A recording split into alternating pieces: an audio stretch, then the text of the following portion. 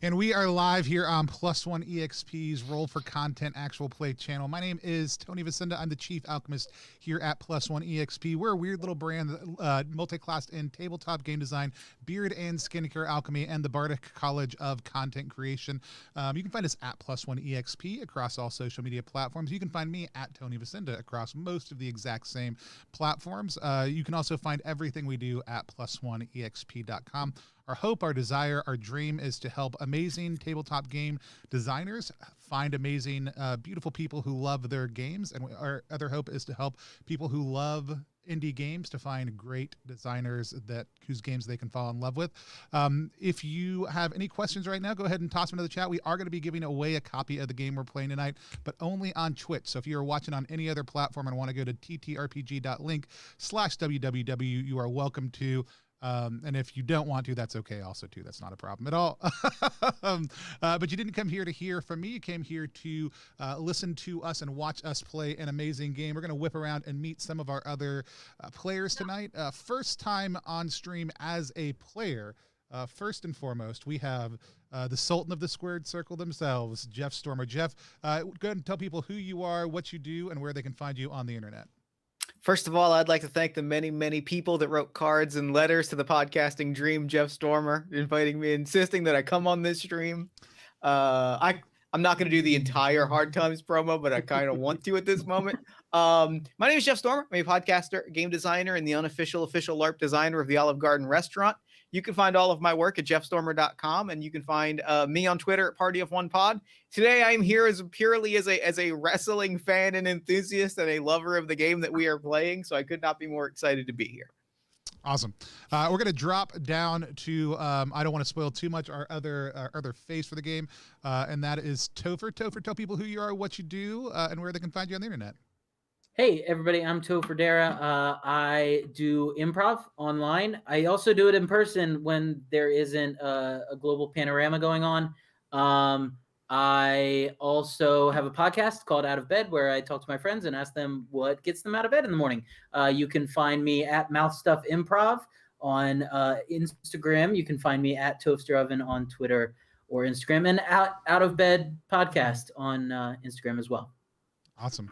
I also think maybe your mom just followed us on Facebook. So Did my mom? That's great. Thanks, Dawn. It is your mom, absolutely. Great job, Dawn.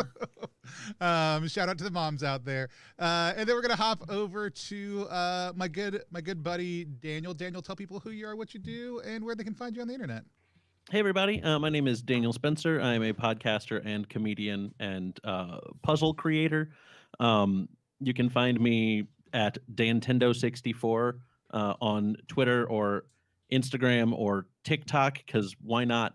And that's where I'll post all of the things that I am dipping my toes in. Awesome. And then last but certainly not least, we have the designer of Worldwide Wrestling, both first and second edition, who's taking the role of creative tonight, and that is Nathan. Nathan, tell people who you are, where they can find you online, and tell us about the great game we're about to play. Hello, everyone. I'm Nathan Paoletta, designer and publisher of many role-playing game titles, but you don't care about those. You care about what we're here for. Tonight, Worldwide Wrestling, second edition. You may have seen me ducking my head just now. That's because my dog just literally stole my shoe. So I'm just keeping an eye on what's going on over there. But everything should be fine. I apologize if barking sounds come over the mic. That is certainly a possibility. So Worldwide Wrestling is a professional wrestling role-playing game. The second edition is a revision and evolution of the game, taking all of the experience from when it was first published in 2015 through last year, through today. Learning from that, revising the game, and bringing all of the content that had been put out for it, the various mini supplements and the second print supplement, all into one final book that is coming very soon. Which I'm very, very happy to be able to say. That's an advanced copy. I should have the print run by the end of the month. So, Awesome. Well, yeah. I'm super excited to play. By the way, if you do not have a copy of this game, if you want to pre-order a copy of this game, there is a link straight to Nathan's website. We didn't even give it a pretty link because Nathan was smart enough to go ahead and create a link on their webpage. It just is easy to know. So if you go to ndpdesign.com/pre-order, which is right down there in the middle of the screen, you can go straight there. Or if you type in !the game on Twitch, it'll bring that link right up to you along with a short description of the game. I'll drop that in just a little bit also too. But with that said, Nathan, I'm just gonna hand things over to you to take us into the game. Yeah, all right. So we are going to be playing out a single episode of a fictional wrestling promotion. In this case, we're playing The Battle of the Brands, which is in fact Tony's contribution from the Kickstarter and is in this book right here. So you too could sell out with all of our fine wrestlers when you have the chance. The battle, I mean, I should probably just turn it back over to you for the premise, but the Battle of the Brands is essentially a promotion where the promoter realized that by embracing corporate sponsorship, you can pay wrestlers more and get better get better shows and elevate the whole thing if you just don't pretend like you're not selling out, because everyone is on some level. So why fight it? Would that be an accurate summation? Yeah, it's also an homage to my deep love of niche marketing for no apparent reason. And so yeah, so what we're going to do, I will do just a really quick hitting the high points of the game and kind of what we can expect to see as we play. You don't have to memorize all of these as players. As they come up, during play, we'll dig into whatever mechanic or whatever, situation we need to make it all work. And then we'll hear about your characters, because we all made wrestlers beforehand.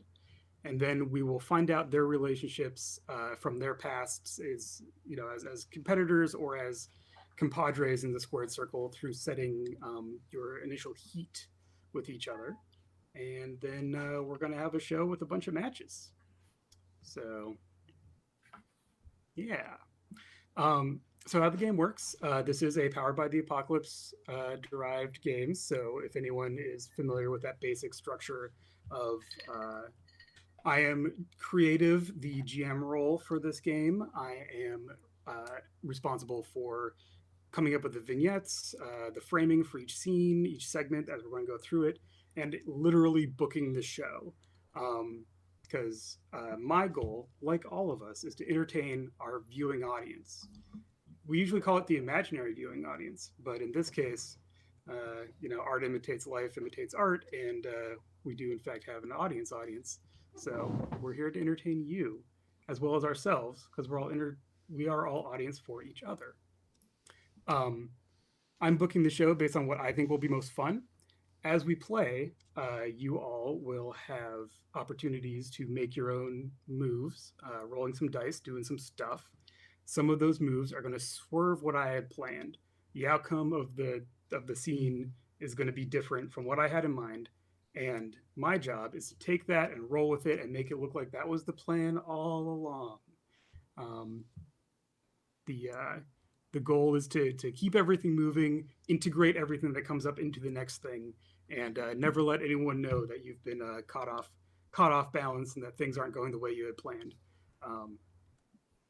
Some of the scenes, of course, will be wrestling matches where at least two, if not more, of our competitors will step into the squared circle and go through what I call a narrative action playing out of the match, where we will find out what happens during each of the big spots of the match. Control will swap from player to player based on the outcomes of those roles, and then we will see what happens when whoever's booked to win or does their thing, or maybe if things change. During matches, one of you who's not in the match will also join me on commentary and be the announcer for the match, help me call play-by-play, make things as exciting as possible for our viewing audience, and you also have the power to put over stuff in the ring, to explain it in a way that makes something that could have gone wrong actually seem like that was the plan. So that is a fun role that you'll get to drop into based on, you know, how we rotate around during play.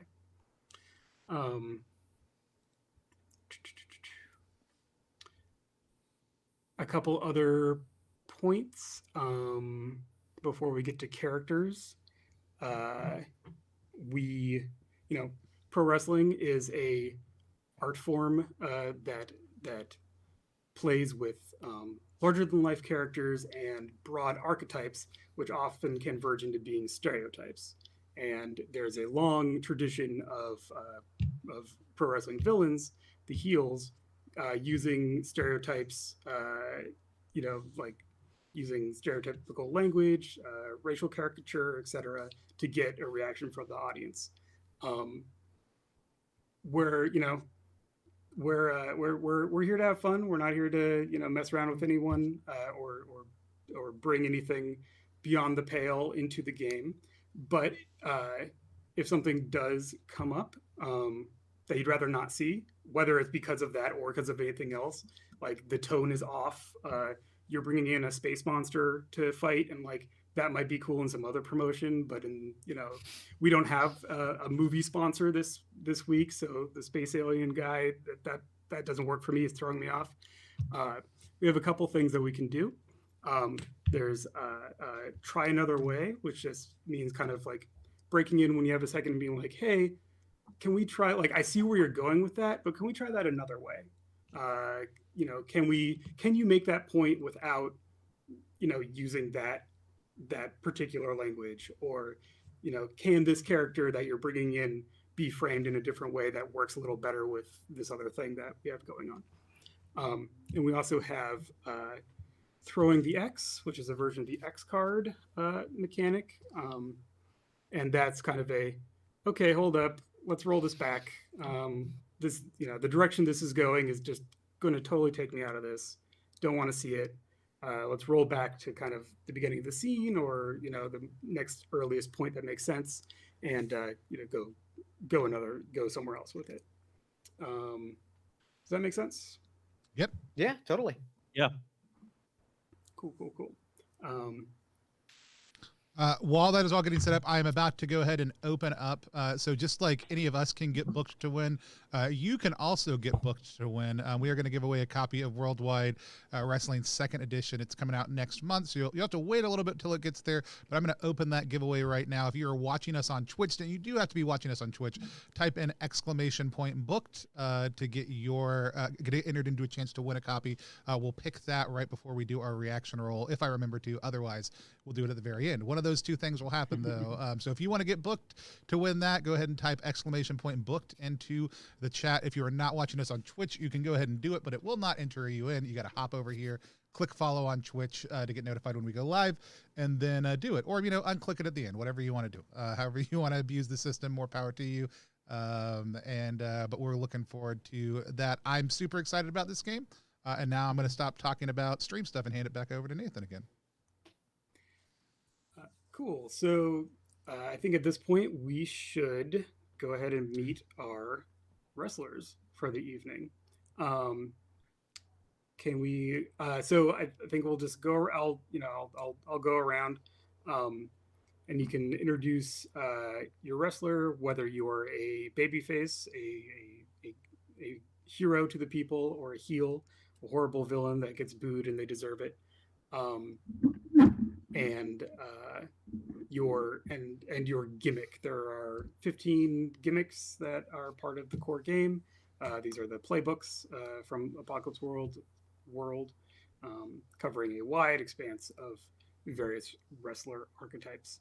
But yeah, your gimmick, your deal, and whether you're a babyface or a heel. And let's start with Jeff.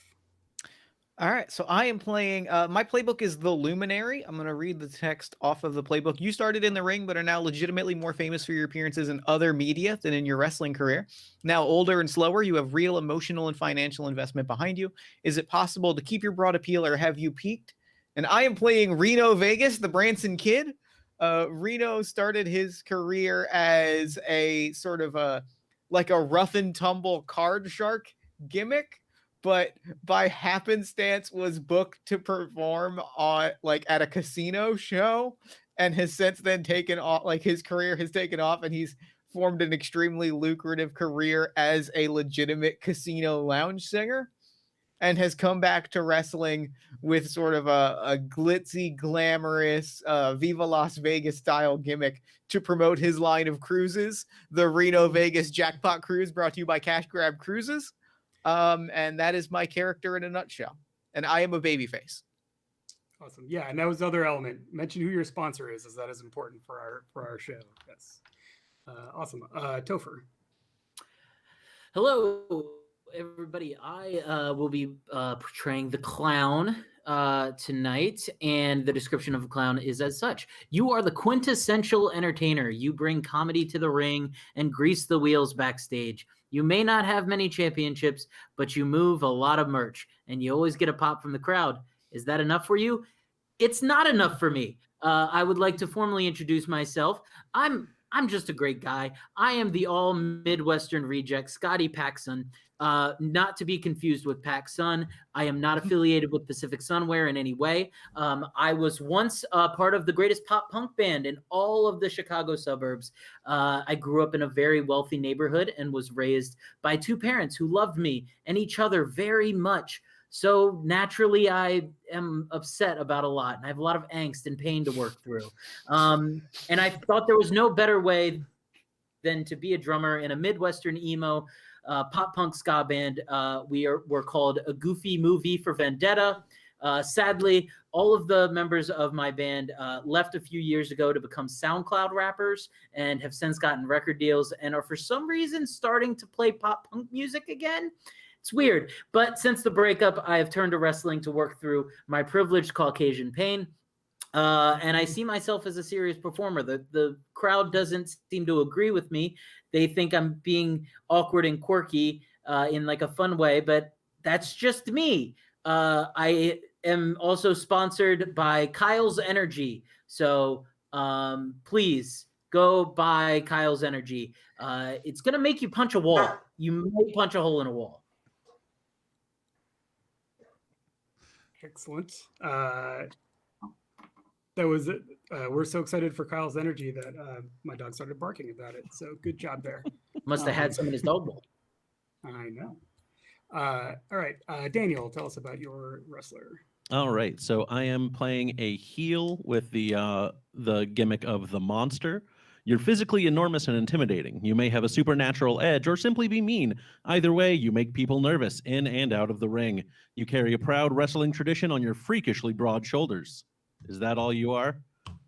And my wrestler is named Stingy Jack. He is a mythological character who tricked the devil on multiple occasions and lived such a debaucherous life that heaven rejected him and hell turned him away. And so all he has is a lantern that he carries around, a lit piece of coal inside a hollowed out turnip, and he wanders the world looking for souls to steal. And when he beats someone in a wrestling match, he steals their soul and makes them join his lanterneers. Spooky. And he is sponsored by. You're much higher. You're much higher on the card come September, October. Yes, for sure. Especially because his sponsor is a lot more active in September and October. His sponsor is Fear One Imports Halloween novelty stores. So good. Oh, it's so good. Just on a sheer side note, I just need to say, as Jeff Stormer wrestling fan, that spooky wrestling is my absolute favorite breed of wrestling. So I could not be more here for this. Awesome. Yeah, and we stay at least slightly in the supernatural realm, I think, as we come to Tony. Yeah, I am playing today as the anti-hero. You're the badass that everyone loves, whether you're sticking it to the man or telling it like it is. The audience identifies with your rejection of conformity. How do you keep your rebellion from going too far? I am an individual who hails not from the North Pole, but from the South Pole. I was born in Esperanza Base. That's right. All 5 foot, 125 pounds of me. I am Holidays, the South Pole elf, and I'm here for it. I'm sponsored by Cashbro Inc. They make the toys that make them money, and so it actually looks a lot of the time like Holly is going through a lot of different sponsors, but they're actually just all part of the Cashbro Megacorp that has a lot of different toy outlets and a lot of different intellectual properties that are things. It's certainly not a parody of any real world company at all, and is oftentimes known for giving both good and bad toys. She is incredibly proud of being right on the edge of the naughty list, of being, just having stepped across the line, unlike all those other elves from the North Pole, and being firmly on the naughty list, but not too far in. And so that's Holidays. Awesome. So what we're going to do now is we'll go back around in reverse of that order to set our initial heat. So each of your gimmicks has 4 questions on there. Because there are 3 other wrestlers in our particular game, you'll select 3 of those questions. You'll ask it to the group. Someone will volunteer to answer it. And then you will mark that you have +1 heat with whoever answers it. This is asymmetrical. The other person doesn't mark anything yet until it gets around to there. It's just based on what's on your sheet. Starting with Holidays. I think for the purposes of clarity, Tony, you'll ask all 3 of your questions. Then we'll go to Daniel. He'll Perfect. ask all 3 of his questions. Cool. Love it. And you can potentially double up. So you could answer 2 questions that someone has. You also do not have to be you do not have to answer 1 question for everyone if it doesn't feel appropriate. Yeah, and these should be more than just yes, that's me. These should be like how this happened. We're building a little bit of we can talk out a little bit here, with right? that. Yeah. What that implies or the specific circumstances of how that happened. Cool. Let's start out with a very obvious one. Who did I kick the shit out of to prove how tough I am?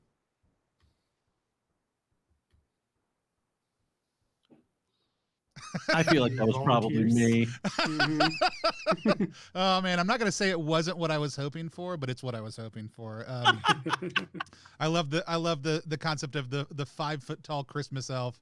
Just absolutely. Well, when you think about it, Christmas is kind of when like Halloween is at its lowest point. I mean, there's a whole other holiday. It's all about different stuff. And honestly, honestly, think about how much merch Nightmare Before Christmas sells in a given year. Like the company would be fools not to capitalize on that. Yeah.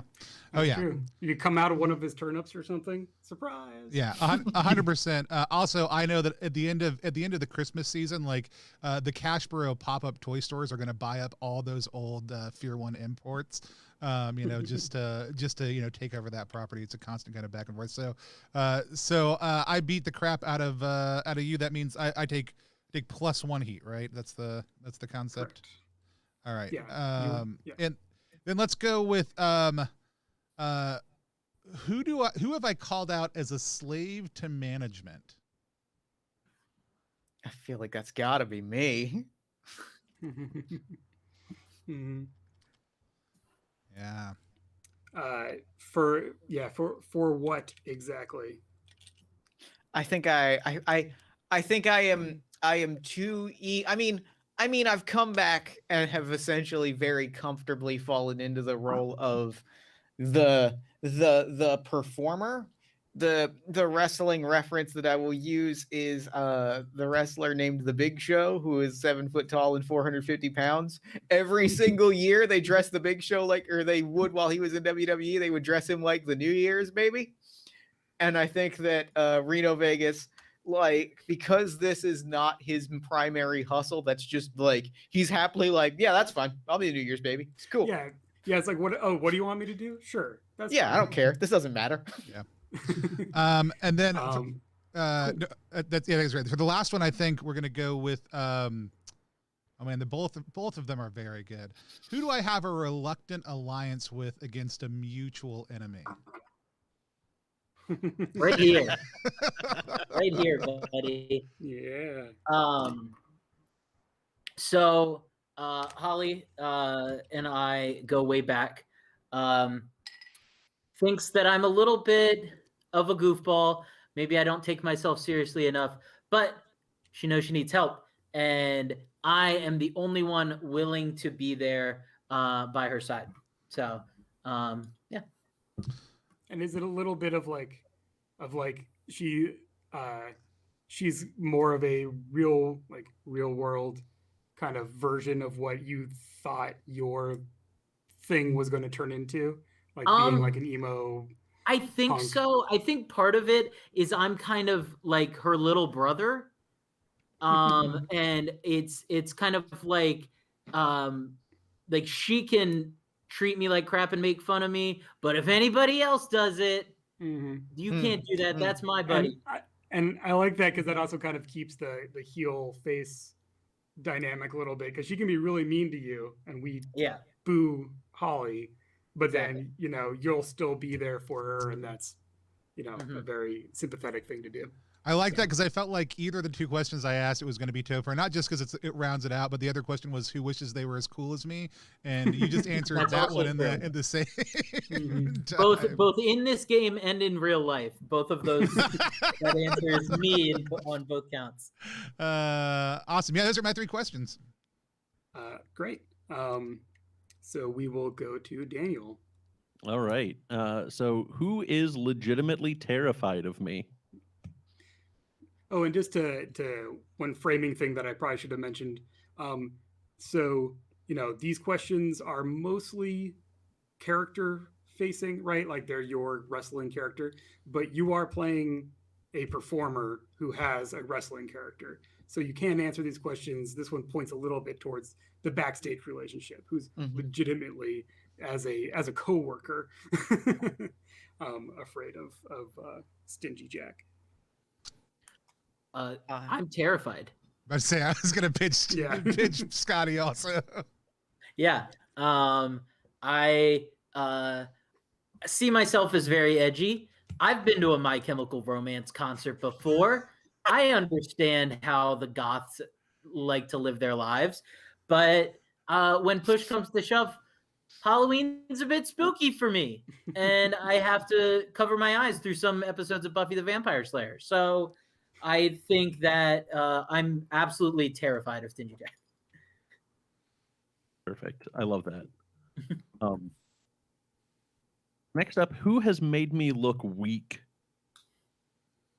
No, go ahead. If you wanted it, it's yours. Oh, I feel like this is the flip, yeah. Because I mean, like if I came, like I think that's the concept of like I'm constantly like one-upping you with Christmas over Halloween, even though I am 5 foot nothing, and have beat you in a number. Like we don't face off a whole lot, but every single time we do, like I'm constantly making you look like a weakling. When it happens. I like that a lot. Cool. And next up, who can stand up to me in the ring? I think that might. I know where I want to throw this, and it's not to me. Where do you want to throw it? Workshop it a little I want to bit. throw it. I want to throw it to Holly Days. Okay. Like I feel like it's very much the same thing. My comeback was going to be like, oh, that just sounds like, yeah. I mean, I think we end up back to back a lot, and I think the kind of conceit is, oh well, they're both heels and they're both holidays, but the reality is it's like the one of the few people who stands up to you in the ring regularly when it needs to happen is Holly Days. And a bit of the division I'm seeing here also is like the two of you are more like wrestlers. Like you're a little more lifers maybe, while Reno Vegas, you've had your career and now you come back and dip in whatever. And Scotty, you're kind of like not 100% committed in the same way, I guess. Yeah, Is that, yeah. I or really like maybe that. you're in over your head a little bit, I guess, is what I. That is correct. Yes. Yeah, you're like, this is a thing. I can see an opportunity here, but I don't know for what. Uh-huh. I had realized that we had 2 holiday heals. I am just now realizing we have 2 musician. We have 2 faces musician also. That's faces. so Yeah. good. Oh, So I exciting. realized. Yeah, That's no, cool. no. The card 100% makes more sense now, also too. Like I'm what I'm way more what is excited. more wrestling than reusing gimmicks? Yeah. Like, Yeah. I think Oh, it's yeah. fun. Oh no, it is not a problem. Is this you saying that I'm just recycling the honky tonk man? Because how dare you? What do you mean, just? Cool. So those are your 3, right? Yep. Damn, cool. So we will go to Topher for Scotty's 3 questions. So my first question: who asks me for tips to add something fresh to their act? Oh, I'm jumping on this like Oh, yeah, I I'm was jumping on this waiting on a for hand it. grenade. Like, tell me about this TikTok. Look, the kids today, I do great with the 65 plus circuit, but the kids today, I don't understand. What's a SoundCloud? I don't understand. Everybody's saying that I should be on SoundCloud. I don't know what that means. How old is Reno Vegas? Probably like late 40s. I'm picturing like I'd say like I'm gonna say like wrestler 40s, which is to say like seems somewhere between 50 and 80. Right. He's looked 60 since he was 30. Yeah. Looks great for his age, but it's because he looked 30 years older than he was as a kid. Awesome. Reno's just trying to figure out why his CDs aren't moving the way that they used to. So who thinks I'm a waste of a roster slot? It's Holly, 100%. Oh, okay. Even with your reluctant alliance. Oh, that's what's reluctant about it. It's I need somebody here. Look, I've got enough along with this, because also he'll do what I say, like most of the time, and so it's 100% like. I know why Reno's here, even if I have feels about it. I got Stingy, Jack, and I are back to back a lot. Scotty, like I don't know why they're here. And then final question: who am I overshadowing with my antics? I definitely think Stingy Jack. I think there's an air of attempted comedy with Stingy Jack's gimmick that is done so much better by you. Thank you. I mean, that means and the other thing that I see there is like Stingy Jack has so much like wrestling energy as a character that like the crowd kind of immediately attaching to somebody that is sort of this oddball that doesn't really look like they belong here. It just has that energy of like of you have the Undertaker, and then you have like it's got Undertaker Jeff Hardy energy of like this is an oddball kid in Hot Topic clothes, like, and we have the Undertaker and the crowd is popping for the kid in the Hot Topic clothes. Undertaker versus Jeff Hardy on Raw is my favorite match of all time. It's a great match. It's a very good match. It's my favorite wrestling match of all time. It's those oddball pairings that sometimes really make it work. Yep. Awesome. Cool. So that's your 3 questions, right? Correct. All right. So we will go to Jeff for Reno Vegas. Who was instrumental to my early success? I don't think I was alive in your early. I'm gonna pitch Stingy Jack. I think that's kind of what I was thinking. Yeah. I think that's totally fair. I think Stingy Jack's been in the game for a while, and I can see this like maybe there was some early angle was was Reno trying to cheat Stingy Jack at cards and like betting Mhm. your soul or something, Mhm. right? Like there's some kind of because Yeah, that's like- how you know, like you back in the started day, I off was- in that weird grimy zone. Yeah, like back in the day, I was like a serious gambler, like probably carried a knife to the ring and that sort of like silly kind of switchbladey energy that like having this like supernatural thing that like I was clashing against, and now I'm coming back as in a bad Elvis costume, and it's like, but like we still have that sense of history. Yeah, I like that a lot. Who wants me to just retire already? It's me. Here's what I want to pitch. I want to pitch that I started out in your entourage as one of Reno's runners. This is the only one I thought about earlier in the day. That you are the reason I came up from Esperanza Base to start wrestling. Like you had like a gimmick for a while where you had like gang members all over the world, so you brought in this super international crew, and I was one of them. And then you left, and that's when I switched from whatever member of your entourage I was to being somebody who was a lifer. And I think it's just time for you to go ahead and retire. And I'm mad. I'm mad that you're back. I love it. I adore it. I'm so here for it. Last question. Who knows? Hold on. Let me get the exact wording. Who knows about at least one of my dirty secrets? I kind of want to double down on that. Unless Go for Scotty, do you have a feel on that? No, that's all you. Oh Buddy. man, yeah. Do you have a thought on what one of these dirty secrets might be? So I want to say the secret is probably tied in some way to the person that Reno Vegas is backstage. Like he has this very beloved, like larger than life, wacky character, but off stage he is this unbearable, mean-spirited prima donna. And so I get the sense of like he's like a big politician in wrestling terms, like big he's got that energy of like he will go and complain if he's not booked well, and I think the secret probably is tied into that in some capacity. Can I go ahead and throw out that so canonically this Joe Corporate is the guy who runs Battle of the Brands. He's our manager figure, son of John Corporate. Maybe you were good friends with John Corporate. You know, like maybe that's how he started out in the wrestling business, is like through this promoter's dad, right? Yeah. So that legacy keeps you able to like go to Joe Corporate and be like, look, your dad never would have done that. You like that kind of stuff. I love that. I adore that. I also want to maybe pitch on, like, since I was a member of your entourage, like you still try to manage me sometimes on the back end. Like that's, ooh, I like that a whole lot.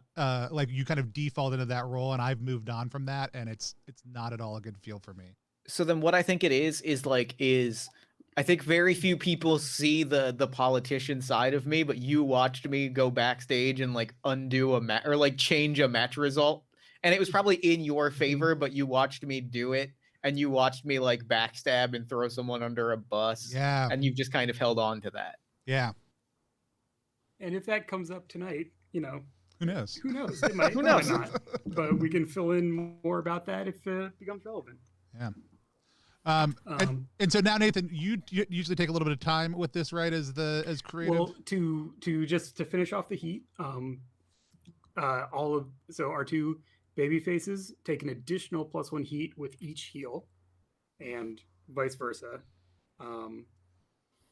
If that makes sense. Yep. And so you should end up with between, I mean, I guess technically I think someone might have 0, but between 0 and 3 heat with the other wrestlers. Yep. Awesome. Yeah, so now we'll take a short break. I'm going to finish filling out my card for the evening now that I know a little bit more about the wrestlers. And then we'll come back and we will get right into our show, which will be coming live from the Silver Shore Casino and Resort in Atlantic City. There we go. And here are the stuff we know about the card for tonight, right? We've got the battle. We're in Atlantic City. We've got the Contender Cash title. We've got the All Comers Battle Brawl. We've got the Great Karaoke Cash Grab Competition. We've got our sponsors. We may have more coming up. We're going to take at least a 5-minute break off stream. If Nathan needs more time, that's great. We're going to come back because here's the deal. I am somebody who loves the idea of professional wrestling and always wanted to be more into professional wrestling than I actually was, because I always really wanted professional wrestling to operate way more like luchador wrestling with way more low-key superpowers in the mix, which it does now. Topher's done a really good job of helping me understand the error of my perceptions over the course of the last 6 months. But I want to talk to people who are way more into wrestling than I am a little bit. So we are going to take a short break. If Nathan's not quite done when we come back, I'm going to just pelt Jeff and Daniel and Topher with some questions about their love for wrestling. So take about 5 minutes, and then we'll be back in just 1 second to actually play some worldwide wrestling. If you are watching right now and have not yet, you can also type in !booked. If you are following us on Twitch to get entered into a chance to win the game for free tonight, please, more people enter, because Topher and Dan did also too. And it's really, I mean, like, that's fine. They're totally allowed to. It is, but it's also really awkward when they win over and over again. And so it's also a real heel move if I win. It is a real heel move. So go ahead, go ahead and make sure you hop over to Twitch, type in !booked to get your chance to win a copy. We will be right back.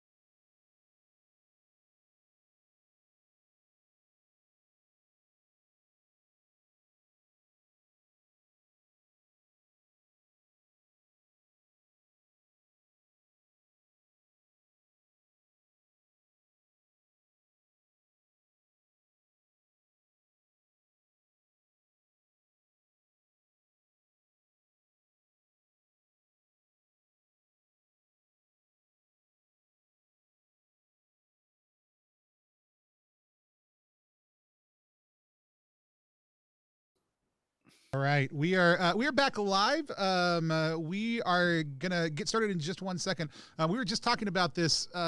We each bring a very different energy. However, mine is, I feel like, the lowest. I posted out in a Discord that Jeff and I are both a part of earlier today, that never have I been intimidated by the energy I felt like someone was going to bring into a role playing session, like I was about playing this game with Jeff Stormer, which is not a bad thing. Like, I am totally excited about it, absolutely thrilled for it. I was telling everybody just now, I picked the people I wanted to play with for this game very, very intentionally. However, we're going to get started in just 1 second with the actual play. If you wanted to, feel free, hop on Twitter, let people know we're playing. Facebook, the Gram, Snapchat, I don't know what you kids do. TikTok is apparently a thing. TTRPG.link/ www will bring people right here or to the video later on. If you are watching right now and you have not typed in !booked yet to get entered into a copy to win the game on, if you're watching on Twitch right now, then you should go ahead and do that. If not, you should hop over to Twitch and do that also too. Or, just go to ndpdesign.com/preorder down below to order a copy of the game, because that's a great thing to do also too. So I'm going to ask each of you the same question because I don't know how much time we have. But Jeff, let's start with you. Where did your love of wrestling begin? Like, what was the moment at which you feel like you went from this is an interesting thing I want to check out to I'm in? I'm gonna tell so I have a lot of stories around this time period, at least some of which I can't really talk about without acknowledging that things happened since then that have sort of ousted the places and people and promotions that have these stories around them as toxic environments, and that's an important disclaimer to lead with. But the first show that I ever attended was a show that involved at the end of said show, it involved a bunch of wrestlers playing the role of paramilitary mercenary bodyguards, kicking down the door, tearing down the ring, and shutting down the company for a year in an elaborate ARG scavenger hunt. That was probably the moment when I went, oh wait, are we all just doing weird LARP? Is that just what this all is? And that was the moment that it clicked with me. I was like, I'm gonna love this for the rest of my life. Oh, that's awesome. That's awesome. All right, Daniel, same question. So I had been like baseline interested in wrestling for a while, particularly after the Mountain Goats Beat the Champ album came out. Great album. And a couple of my friends had recently gotten into it, and we went over and watched the Royal Rumble with them. And it was just an amazing evening. Asuka won the Ladies Royal Rumble, and Shinsuke. can't remember who. Yeah, that's it. Shinsuke won. Shinsuke wins. Yep. And they were so fun to watch. It just like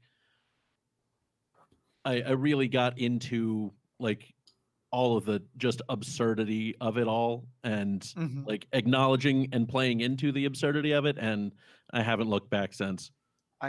I really can't say. I feel like this is one of my really deeply, truly held wrestling beliefs, that as much as I hate giving credit to the WWE for anything, the Royal Rumble is one of the purely best ways to get someone interested in wrestling. Like, the first wrestling show that I actually watched live, even before we went to a live show in person, was a Royal Rumble. And it just has that energy. Doesn't matter if it's a good Rumble or a bad Rumble. There's just an energy to it. Love that. Exactly. All right, Topher, hit me with your answer. Okay, so I started getting into wrestling in middle school, and the first thing that I remember, like the very first thing I can remember, I'm sure I might have watched a little bit before this, but it was right before WrestleMania 2000, and or right before No Way Out 2000, and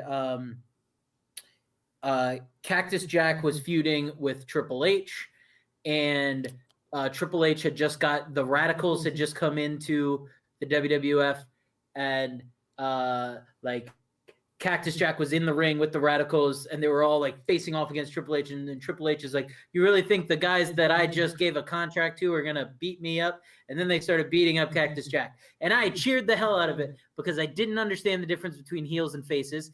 And Triple H was had green on his T-shirt and in his color scheme, so he was cool with me. Also, a young me in middle school thought Stephanie McMahon was very attractive. So Triple H became my favorite wrestler, and now I'm obsessed with it, and I'm covered in wrestling pins. Yeah, I feel like for me there were a couple things working against me in this scenario, and that is at a young age. Like I remember watching wrestling with my cousins when I would go over to their house, and I remember them being very into it, and I remember that my family was not.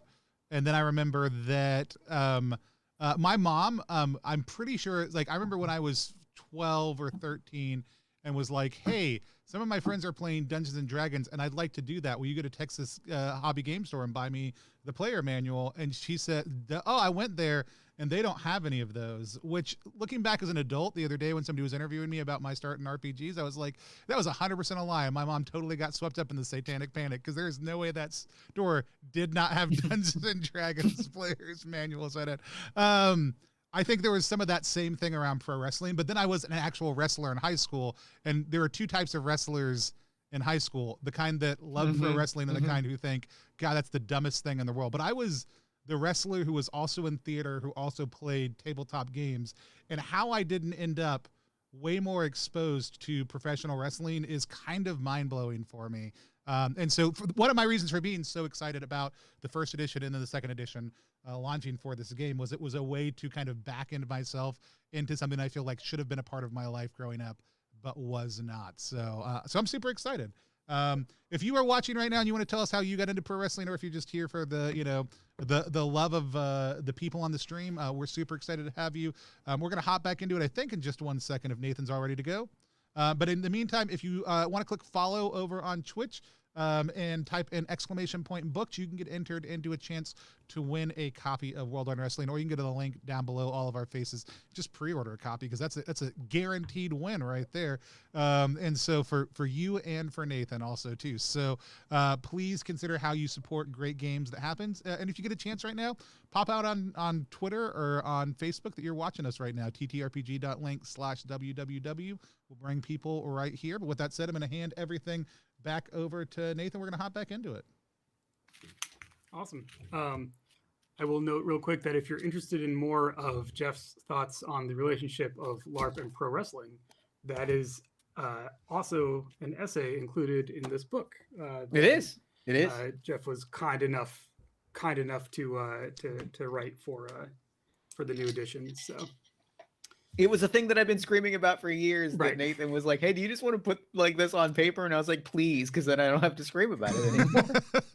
Which is actually Otherwise, somebody'd have to give you a TED talk. Yeah. We had Jeff on to play his game. Anyone Can Wear the Mask, and at the end of that, Jeff had mentioned I'd mentioned that this was coming up. Jeff mentioned the essay, and I was like, why would I not have Jeff back on to play this game? And so that's and then the reason we're playing on 316 is 100% because Jeff Stormer was like, "Hey, why are we not playing on 316?" Right. So hey, could we do the obvious thing? Yeah. And we're like, yes, we can. Because you had said what dates between 315 and 319, and I said, well, there's one on that calendar that feels right. Awesome. Cool. So I've consulted with Joe Corporate. We've put our heads together and come up with the card for the evening. So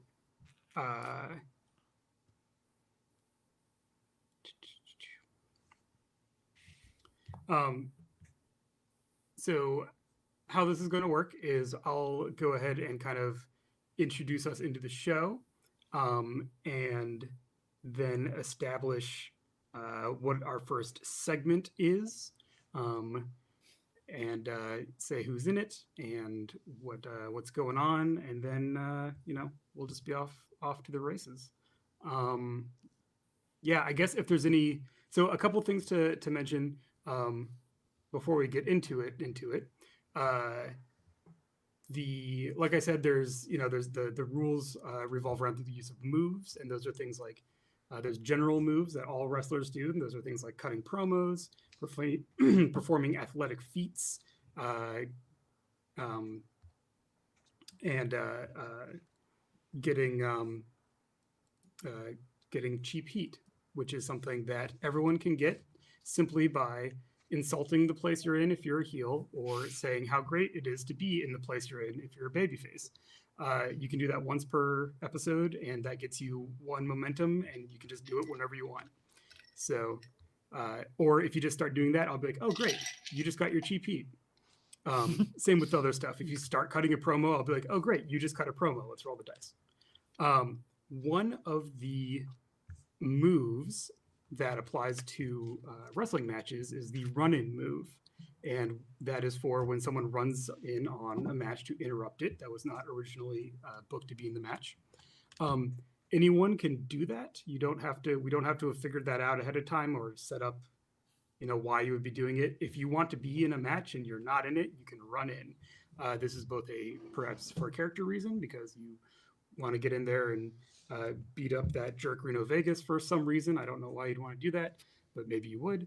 Or it can be because you are getting a little bored, or you haven't had anything to do for a while and you want to get in on the action just as a player. Those are both legitimate ways to use that move, and they both work great, and we just roll with how it goes. You also have your roll moves, babyface and heel respectively. Those do not roll dice. Those you just roll. Those you just spend 2 momentum to do the move, and then there's a little list of options for when you do it. So I mentioned that because you don't roll dice. That is usually something a little more intentional when you're like, I'm going to do my roll move. Of note,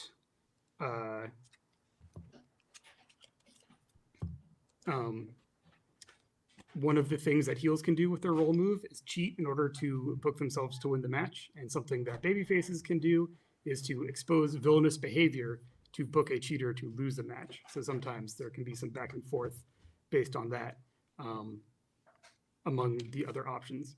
You can also make a babyface turn or a heel turn if that comes up. You can turn from a good guy to a bad guy, or a bad guy to a good guy. It's a very dramatic moment, and if that comes up, we will see how that plays out. The general cycle that we're going to be getting into is you are going to be getting momentum out of moves and stuff you do that can add to your die rolls, more success, etc. When you're in matches, you're going to have heat with the other characters, and heat measures, as we did the heat setting, that's measuring your relationship with them as a expression of how much the audience wants to see you do stuff, whether that's fight each other if you're enemies, or whether that's like pal around if you're friends. If you have a match with someone you have 4 heat with, you gain an audience. An audience is essentially your experience track. It's why you're here. You're a professional wrestler. You're here to make money, get fans, get huge on the scene. And that's what that audience number measures. So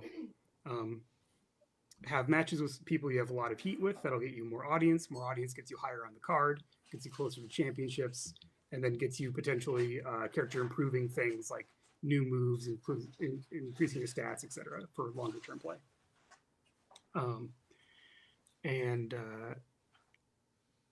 So that's the meta cycle. Get heat with each other, pop that heat in a match to get audience, get popular, dominate the world. That's what you're here to do.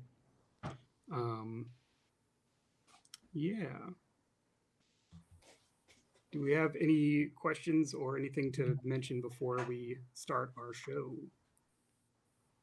I don't think so. I think I'm good. I know I'm good. Yeah. I will leave it to everybody else. Yeah. Oh, and I guess something I probably should have asked way at the top. Who has played this game before?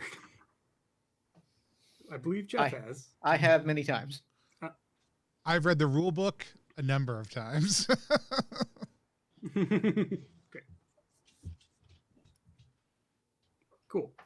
So Jeff's my ringer for if stuff comes up and I want to throw to someone for additional help. We're all here to have fun and have a good time together. And part of what the game does is it turns the excitement of the real wrestling nerds among us into something that the people who know a little less about wrestling should be able to interact with. So, let that energy flow. We are not here to show up each other with our extremely cool wrestling knowledge, even though I know you were sharing all your very cool wrestling knowledge earlier. But I do tend to try to keep away from too many real world references and stuff, just because not all of us, have been super immersed in wrestling, our whole lives or whatever. Hearing you guys talk about your different wrestling experiences and I 100% was like, oh, this is what it's like when I tell my wife about my role-playing character. Like, this is what she hears. And I was like, I know what none of those things, I knew what some of those things meant, but yeah. So, no, I'm super excited. Cool. All right. Well, then we'll stop. I'll stop prefacing and we'll just get into it.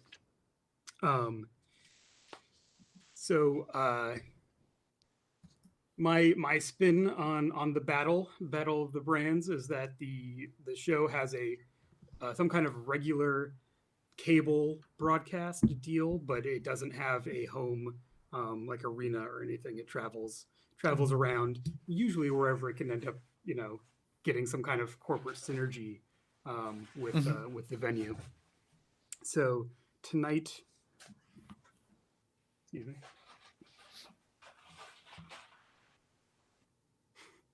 So tonight we are coming to you live from Atlantic City, the Silver Shore Casino and Resort.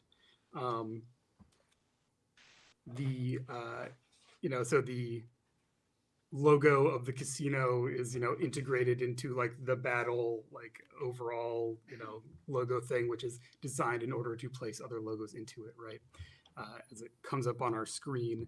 I'm imagining that there is, this is a fictional casino, and I don't know anything about Atlantic City. So if anyone wants to actually throw any details in, if they do know anything, feel free. But I'm envisioning that this is, a multi-purpose venue that's in the casino. So we have it all set up with like the ring and like a short entrance ramp and like a couple of big screens to show everyone's entrance video. But there's kind of like seating on the floor, and then there's some kind of stadium seating a little farther back. And of course, there's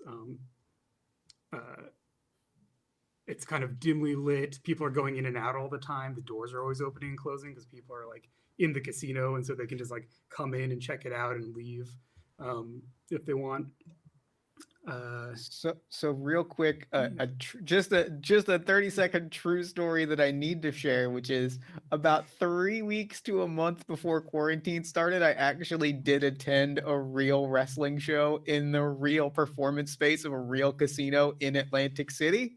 So this all means a great deal to me. Okay, so you can add anything that because that I'm missing that you think really contributes to the vibe. What does it smell like?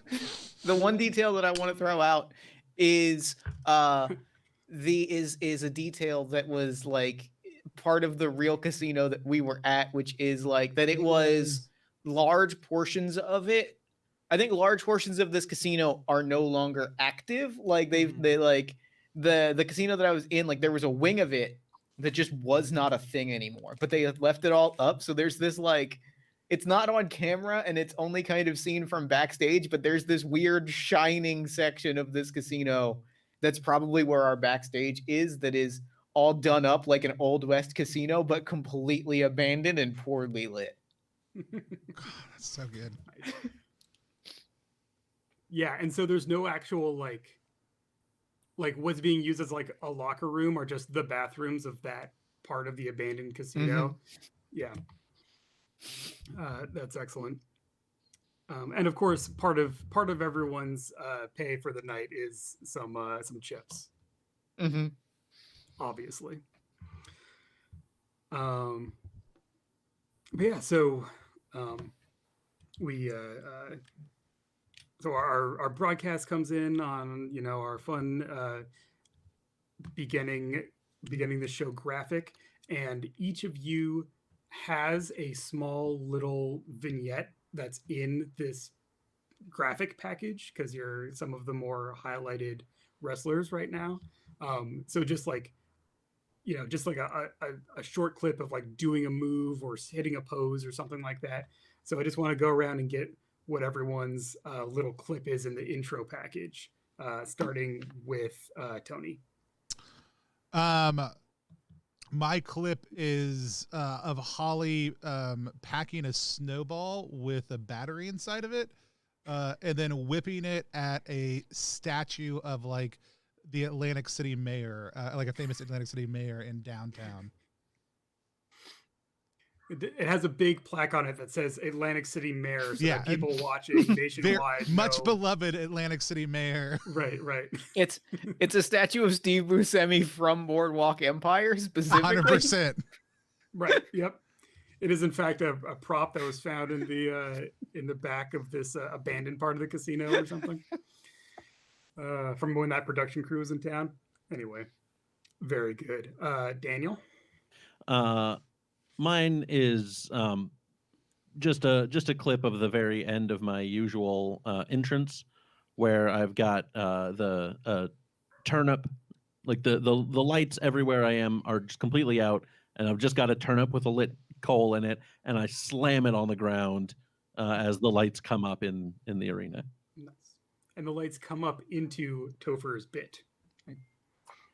So we actually are taken to the Vans Warp Tour, where you see a sign for the Vans Warp Tour, and you see me moshing on stage with Paramore as I go back and forth. Nice. Yeah. And then, of course, we end with a because this is the return of Reno Vegas to the battle. So this has been heavily advertised in advance, and so we end this video package with the and the return, and then you have a slightly more extensive little package at the end of this. And it is actually a montage of me singing on stage at this casino and playing slots at this casino, and a bunch of, the only way that I can describe it is a bunch of very fit, very muscular, ordinary people attending this casino, running around me and like showering me with praise as I give some love to the fans. That it is peak. I am here in my element montage of me playing music and gambling at this specific casino. All right. So we go to the ring, where after a beat as the music, there's like kind of some there's a not generic, but there's a standard battle kind of like music like loop that goes underneath anything that needs it, and so that's playing as Joe Corporate, with his slicked back hair and his finely tailored suit, comes out from the back with one of the skinny mics, I think, and welcomes everyone. Welcome, wrestling fans and attendees of the Silver Shore Casino and Resort, to the battle. Pause for scattered applause in the crowd. We are so glad that you are here to join us tonight, and we cannot thank our host tonight enough, the Silver Shore Casino and Resort, for welcoming us, making us feel like real family here. We've had a great time here in Atlantic City. Pause for cheers. Woo! And we can't wait to bring that good time to you tonight. In fact, our main event of the evening is an all-comers battle brawl, with the winner getting a silver suitcase of chips for the Silver Shore Casino. So You can That's look where we for- are. Yeah. That's where we live. So we thank the Silver Shore. We thank the Silver Shore again for the generous gift of $10,000 worth of chips to use in their casino to the winner of our Battle Brawl. But of course, we have an incredibly exciting card for you tonight, both for you here in Atlantic City and across the nation, as a fan favorite, long time standby, really a legend here in the battle. The Branson Kid himself, Reno Vegas, is making his big return to the stage. Yeah. But before that,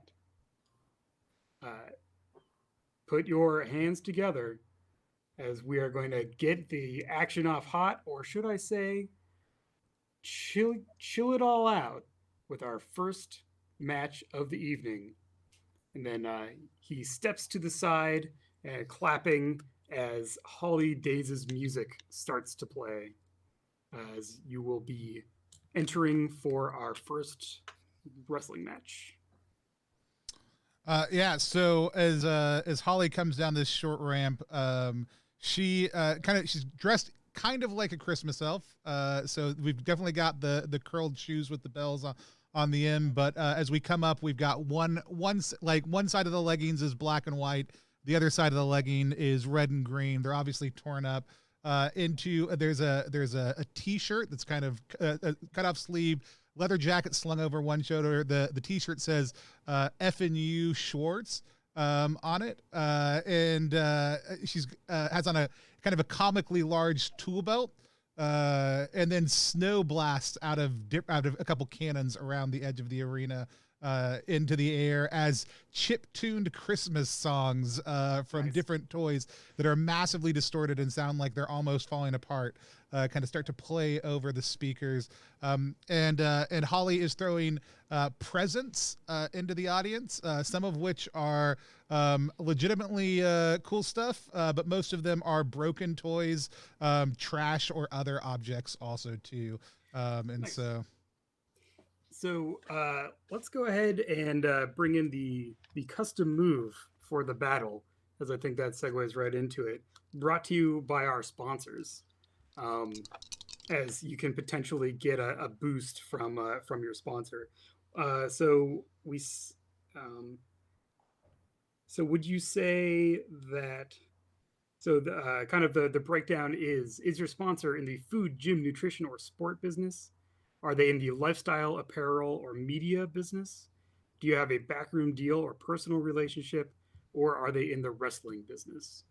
I think there's only one of two options for this one. I would say maybe lifestyle. I could pitch backroom, but I think it's more the lifestyle range of things. Yeah, I think that probably makes sense. So you're going to roll plus look. Not bad. So we've got 9 on that. All right. So that means that your sponsor hedged their bet. I pick one of the options, whatever I thought was going to be best for getting my name out to our viewers.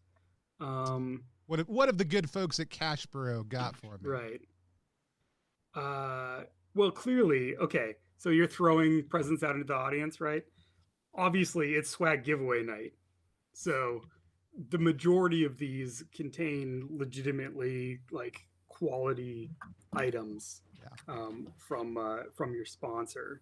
Yeah. I think the only broken ones are the miniature, like the Reno Vegas action figures, which all arrived intact, but somehow by the time they made it into the packages, were all broken in some way, shape, or form. Nice.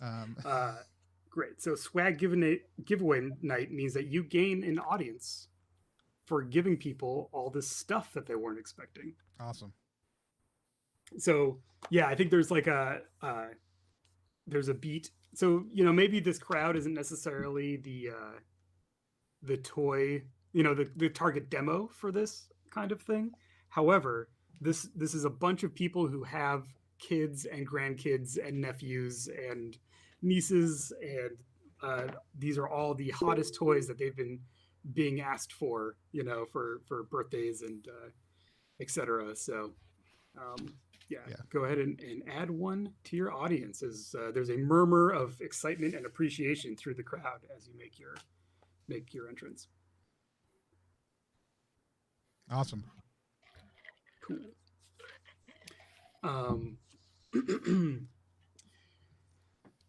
So one of the principles of the game is that there's always a mic available. If anyone ever wants to, say anything in a segment, whether it's been set up as a promo or not, you're always welcome to. You are going to be wrestling a non-player wrestler who's going to come out in a second. Okay. So if you would like to take the mic and say anything, you're welcome to, or if you would like to just, ring the bell, we can go right to the action. Do I know? Oh, I know. I just want to take the mic. Do I know who this non-player wrestler Sure. is? Yeah. So you're going to be, this is just, kind of a warm-up match to get everyone excited for the show to come. And you're facing Professor Alchemy, who is the trainer of wrestlers who need training. I think perhaps Scotty is well acquainted with Professor Alchemy. I resemble that remark. But he also, fills in the ring when needed, and so he's going to be coming down in mere seconds for this initial match of the evening. Yeah, I'll grab the mic and I'll thank the beautiful people of Atlantic City. This is my first time I've ever been here, because when I was on Santa's crew, there was never a reason to stop here because everyone in this joint is absolutely on the naughty list. And so I think I'm attempting to insult their hometown mildly. Yeah, no, I think if that's what you're going for, that is your cheap heat. Everyone's here on the naughty list. Boo, boo. But we like the stuff you gave us. Yeah. But we appreciate that you're trying to insult us because that's your job. Boo. You're doing your best. Dynamic. Yeah. And so take your momentum for your cheap heat. Yeah, and then thank Professor Alchemy for all the training that they do for us. Even though it's not something I've ever needed, and yeah. Great. Yeah, so I think that'll just bring us into his entrance. So when you say that it's not something that you ever needed, that's when the big spinning logo of his supplement brand, Body by Alchemy. It's like a BA intertwined in a circle, and it's like spinning on the screens as he makes his entrance. I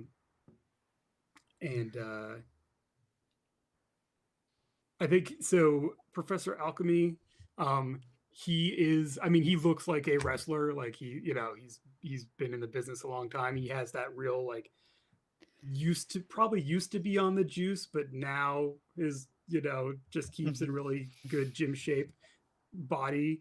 So he has the cut off sleeves of the shirt that has his logo, Body by Alchemy, on it. Shaved head, but little circular glasses. And then just straight up wrestling trunks and boots. And he comes out with a mic and just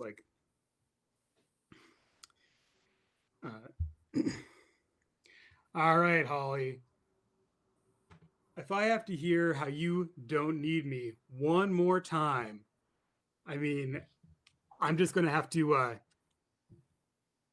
I'm going to have to put you on my naughty list, which means that I'm going to have to give you some of my more experimental health supplements, the ones that will send you all the way back to the South Pole in your own days. Yeah, I've heard about those ones. I guess they are mostly made out of coal. He throws the mic down and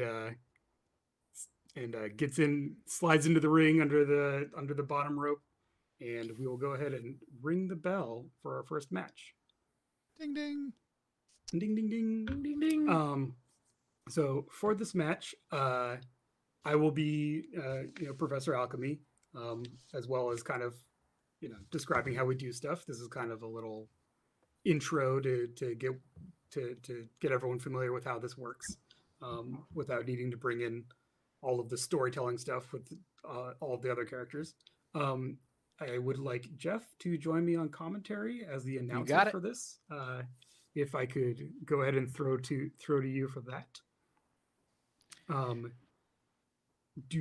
So as I said, the announcer role will rotate around.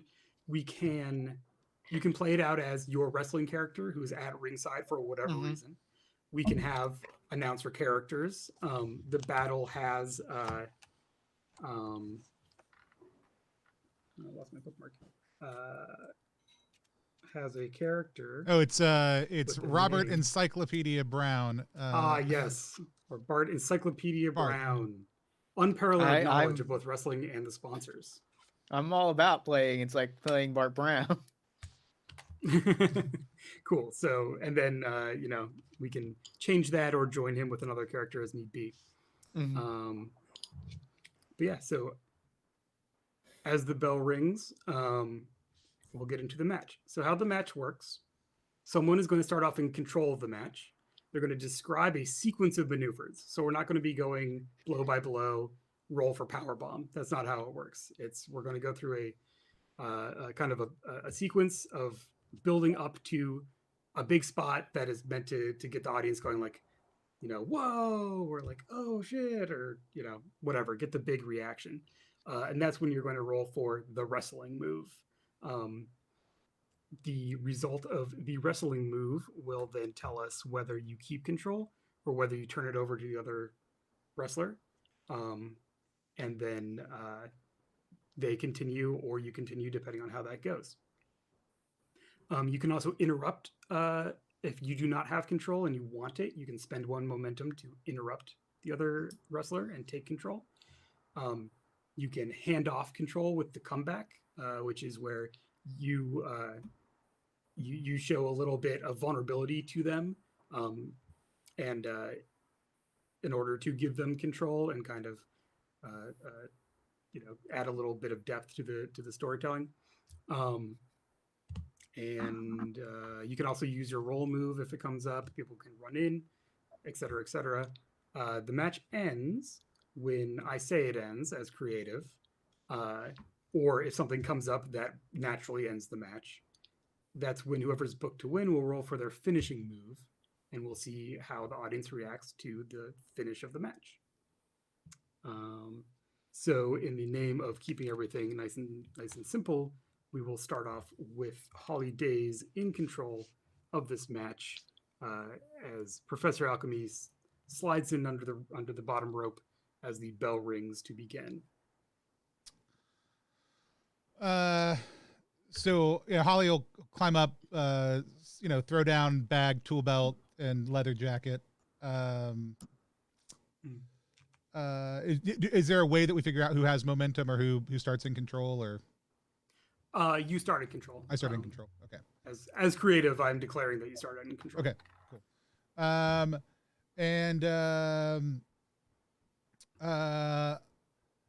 think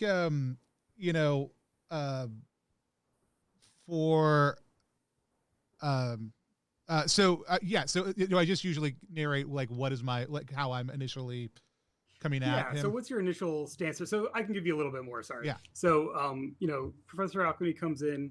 He's going to slide in under the rope. That's an opportunity if you wanted to like kind of get in like a dirty shot while he's kind of like not all the way up and set and ready. Or do you want to wait until he's like up and like ready to go so that you can show off something that you have really learned? So no, maybe we while he's kind of showing off, I take off the leather jacket, I take off the tool belt, and then I whip the leather bag that I have around, and I just toss it straight at the back of his legs, and then run and just like grab him, like jump on him from behind. Nice.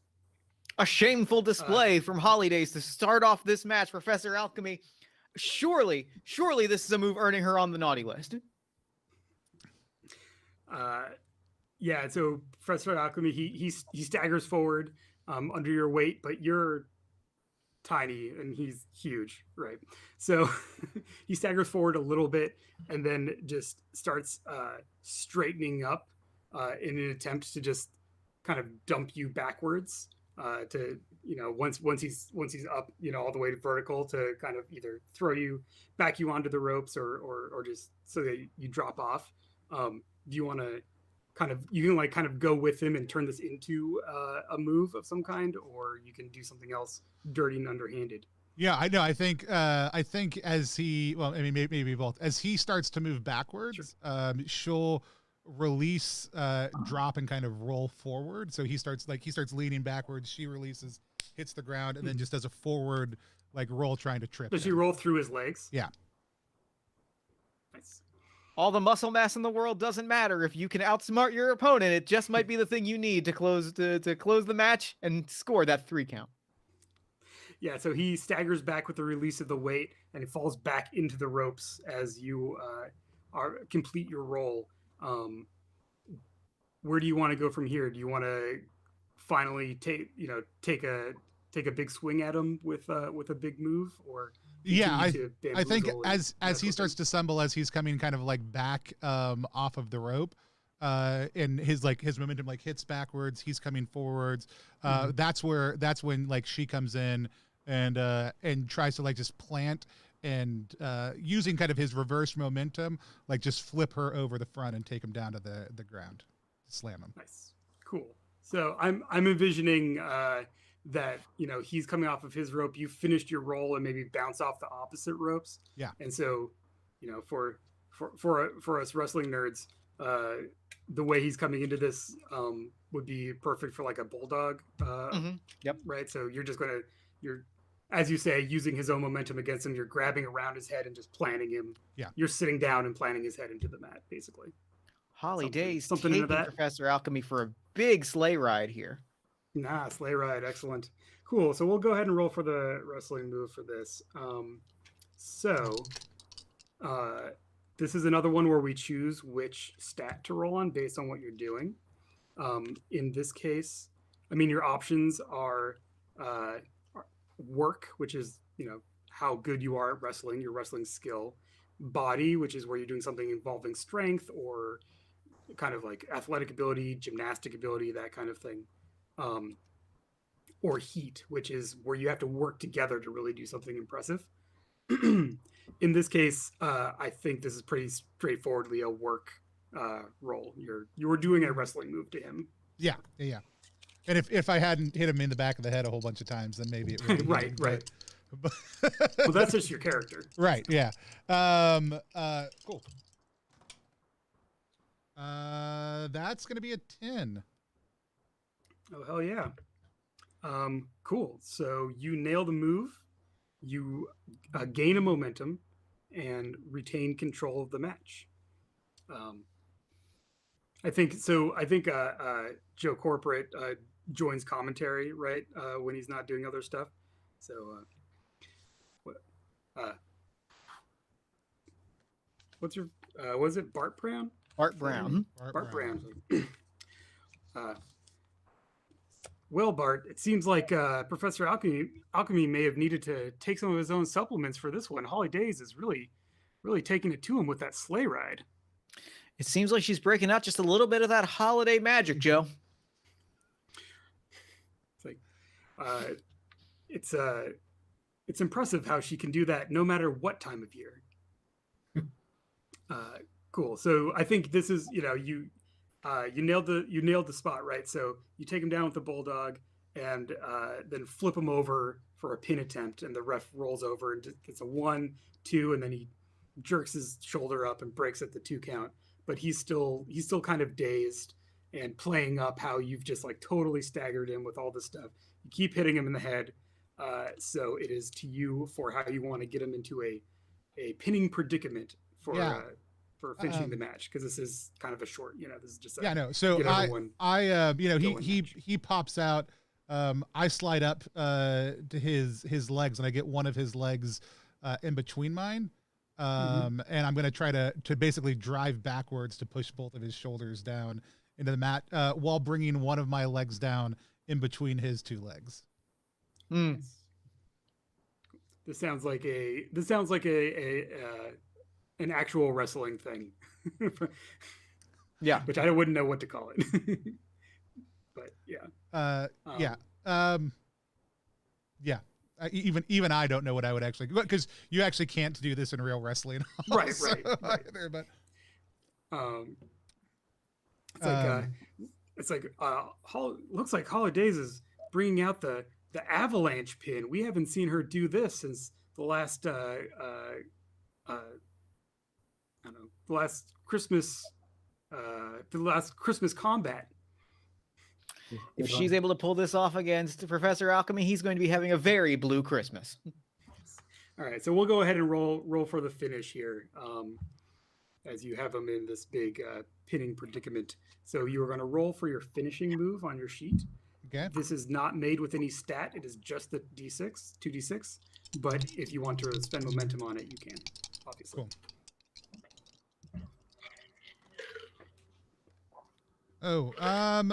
So I've got a 7, straight up. For the finish, that leaves options. So that's a success Right. with a complication in PbtA terms. I do have the momentum to work it up.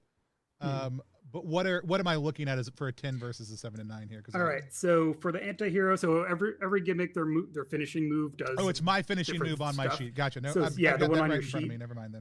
But yeah, so you're going to choose one. He's not going to make it so easy for you. So you either do something really rough, it works, but it doesn't look as great as you wanted, or you actually end up winning via some kind of count out, disqualification, or interference instead of going with the actual wrestling. Is there a limit to the amount of momentum you can gain? No, you could spend all of it if you wanted to go ahead and bring this to a 10, because I believe you have 3, right? I actually have 4. I don't know that I could bring it to a. I mean, I don't know that I need to. I think the question is basically just versus audience versus. Yeah. So yeah, do you want audience? Momentum. Do you want more momentum, or do you want to gain heat with Professor Alchemy? I'm not particularly concerned about heat with Professor Alchemy. Yeah. I'll take a momentum, and I'll just leave it the way it is. It's rough, but it does the job. Cool. Unless Jeff, as the announcer, you want to put this over, because you can put over finishing moves to take it to the next success band. Yeah, I think what it is I think the announcer pipes in with, well, she's rolled him up in the avalanche. 1, 2. I cannot believe my eyes. Professor Alchemy, this is amazing. We were expecting Holidays to perhaps outfight Professor Alchemy. We were expecting Holidays to perhaps get dirty and win through underhanded means, but to straight up out wrestle Professor Alchemy, somebody who's been in the business for 35 years, is an achievement. Holidays should be proud, should take this home, and should feel good about what she was able to pull off tonight. Truly, today, of all days, was a Christmas miracle. It looks like she learned the greatest lessons from him she could have after all. You learned how to beat the master. So you have put over this move, so that brings it to a 10 plus without you having to spend anything. So Holidays, you take an audience for Awesome. this exciting pin on your, perhaps at this point, former trainer. Awesome. So the announcer can do that once per match per wrestler, and it can be on any of the moves, not just the finishing move.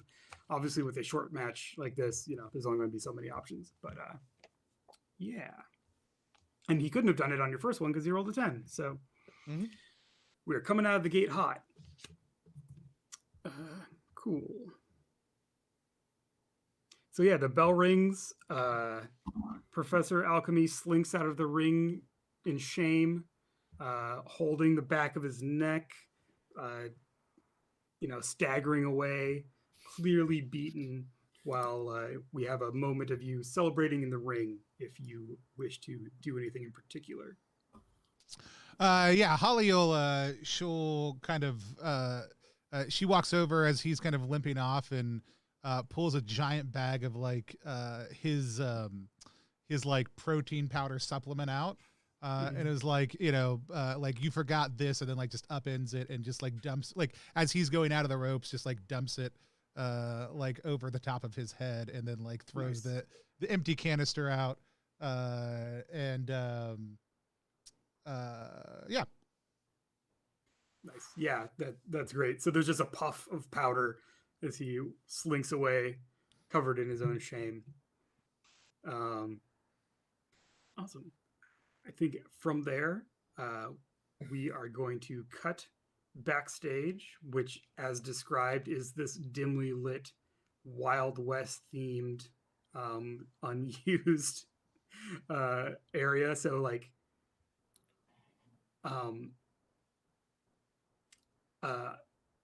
we've set up like pipe and drape to like cut off areas in order to do like filming without a bunch of people being in the way and stuff. But that's like dragging over like a blackjack table that has, horses on it or whatever. There's all kinds of just weird little bric-a-brac in the background of all of these vignettes. And we are going backstage to a interview with the Midwestern reject, Scotty Paxson. I think the camera finds you like as your how does the camera find you? I'm envisioning that you're maybe like lost or caught in something or something like that, or coming out of something no one should be in. So the when the camera does come upon me, it finds me sitting on a couch that's not in like a locker room or anything. It's just kind of in the middle of a hallway, and I have drumsticks in my hand, and clearly I had been air drumming. Headphones are hanging down, and they don't appear to be plugged into anything. But I'm frantically trying to untangle myself from the fruit roll-up that I was eating. Sorry, fruit by the foot, not fruit roll-up. I don't know. It's good both ways. I'm just saying. Right. So so I think you don't notice the camera at first, and you're turning around, trying to get a piece like that's in your shirt, like, and can't quite get it, and then you turn around, and our off-camera interviewer grabs your attention.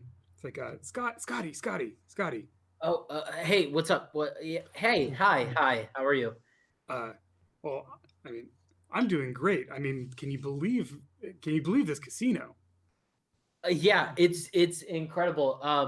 I wanted to play earlier, but I couldn't find skee ball. Do you know where the skee ball table is? Or well, I'm sure if you ask nicely, someone will be able to direct you to okay, the nearest cool, skee ball thanks. table. But before you go, Yeah. important question for you. Thanks to the social media votes from our last show, you have been voted in to the contenders match coming up tonight. The winner of this match is going to be facing will be facing Leanna the Shill McNeil, our current cash champion, at our next event. They picked me. Wait. They picked you. Oh God. Awesome. Yeah. I'm honored. What was the name of that match again? What'd you say? Is the contenders match for the #1 contendership to the cash title, the greatest title that the battle has to award, held for 3 continuous years by the Shill herself. Wow. Okay. That's really exciting. Unexpected. Did not expect that, but I'm ready. Shit. Where? Have you seen my Vans?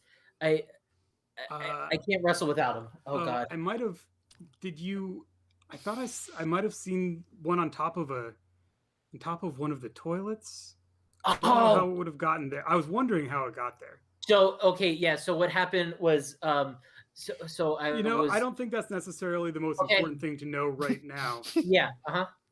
I think what our viewers want to know is how you think you're going to do in this match, considering that your opponent is I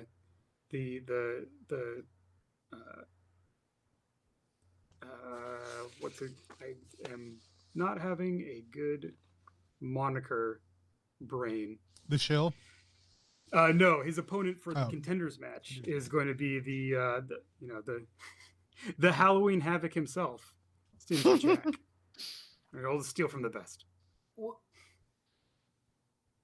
Jack, I'm facing Jack. He won his way into the match with his latest string of victories. Good for him. Good. That's great. So what do you think of your chances in this match? Oh, totally. I've got it. No problem whatsoever. I think it's gonna be a great match. Old Stingy. He's a great opponent. It is pronounced Sting. Oh no, it's Stingy. Sorry, Stingy Jack. Yeah, that guy. He's a great opponent. Good wrestler. Scary guy. Scary guy. Very terrifying. Very strong and large. And I think I've got a shot. Mm-hmm. Yeah. At this point, in the background, Stingy Jack walks by, just waving one of Scotty's vans. Nice. Hey. So let's go ahead and cut a promo for Scott based on all the stuff he's been talking about. So you've taken the mic and spoken your mind. Roll plus look. Okay, so it's 2d6. Yep. Is that correct? Okay. And then we'll see how this works into the Stingy Jack's taunt. So 6 plus look equals 7. All right, so you have their attention. So you can pick one of the following. One option is to make me book you into a new match, which probably isn't relevant right now.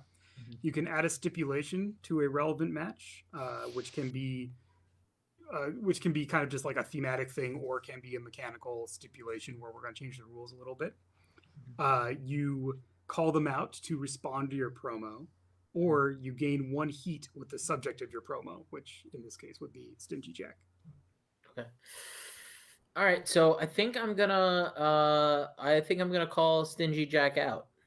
All right. Cool. Yeah. So, were you envisioning that you were kind of like behind him with this, or did you want to be seen by him? I was just kind of behind him. I did not. The intention was not to be seen by him. Cool. So you're behind him. You're waving the thing, and the camera I think follows you while Scotty's still talking. And then maybe either you turn because the camera's turning, or Scotty sees his reflection or something like that to call him out. And then we will see Stingy Jack's reaction to this. Okay. So I'm gonna go ahead. Yeah, go ahead. Okay, cool. I think Stingy Jack's a great. Hey, what are you looking at? Is there? What? Oh, hey, Jack. How you doing, buddy? Scott, you looked into this fight. I earned my place here. Well, see, I appreciate that you recognize your talent. You definitely earned it. But I think I earned it too. I mean, obviously, the fans voted for me. I support democracy, so clearly, doesn't I'm it? in. What'd you say? I said it's a good thing that fan votes equals talent. Hey, look, I'm just here for an opportunity. I'm just going to take my shot. I've got one shot. I've got one opportunity, and I'm going to take a lot of shots. That's for sure. All right, look, Jack, you're clearly bigger than me. You're clearly stronger than me, but I've got heart, and I am ready to take on this challenge. You've got heart and you've got soul, and I'm ready to take that soul. and add you to my corps of Lanterneers. Oh, please don't do that. Please do not. Good luck tonight, Jack. I think we'll go ahead and have Daniel go ahead and roll for your own promo there. Roll plus look. That is going to be 7. All right. So same options. You can get booked into a match. You can add a stipulation to the upcoming match, which you may or may not need to do. You're already talking to him, so perhaps gaining a heat with the subject of your promo would be appropriate. Yeah, I think gaining heat would be the one that makes the most sense to me. You're directly calling him out for his role on the card. Cool. And I think I think we cut there on the ominous take your soul. See you out there. So good. Exchange. People want to know where they can buy their Lanterneer t-shirt. That's what they all want to know. I'll get to designing one and I'll send it to Tony. Yeah, we'll pop it up. By the way, if you've joined us recently, we're playing Worldwide Wrestling. You can type in ! The game to find out more information about that. Get linked to where you can pre-order, or you can type in ! Booked to get entered into a chance to win a copy of the game.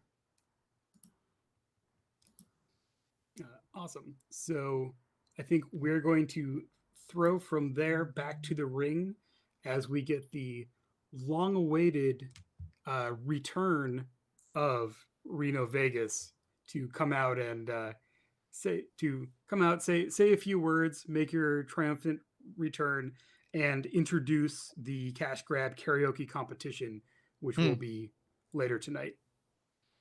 Which I was envisioning as one of the battle things is that there's always a non-wrestling event, sponsored by a sponsor. So I was envisioning that this would be literally a sing off or a karaoke competition, that will get whoever wants to be in it that will play out.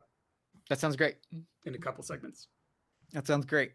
An obnoxious amount of spotlights, an ostentatious amount of spotlights, an unnecessary amount of spotlights go to the ring.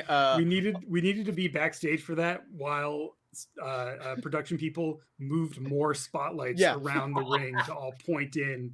Are pointing they're pointing around. It's the full Hollywood effect. Some legally, like a sound-alike to Viva Las Vegas called Bright Lights in Branson is playing as the Branson kid walks to the ring. Beautiful white jumpsuit, gold trim, half cape on the shoulder, full Elvis, Elvis glamour look, strutting to the ring, shaking hands with people, pointing and snapping, comes to the ring, slides in the ring, does a little bit of a kick shuffle, grabs a microphone, and says, there is nothing like being in a casino, and there is nothing in this world like being in Atlantic City, the jewel of the East Coast. Woo! Take your cheap heat. I'm gonna.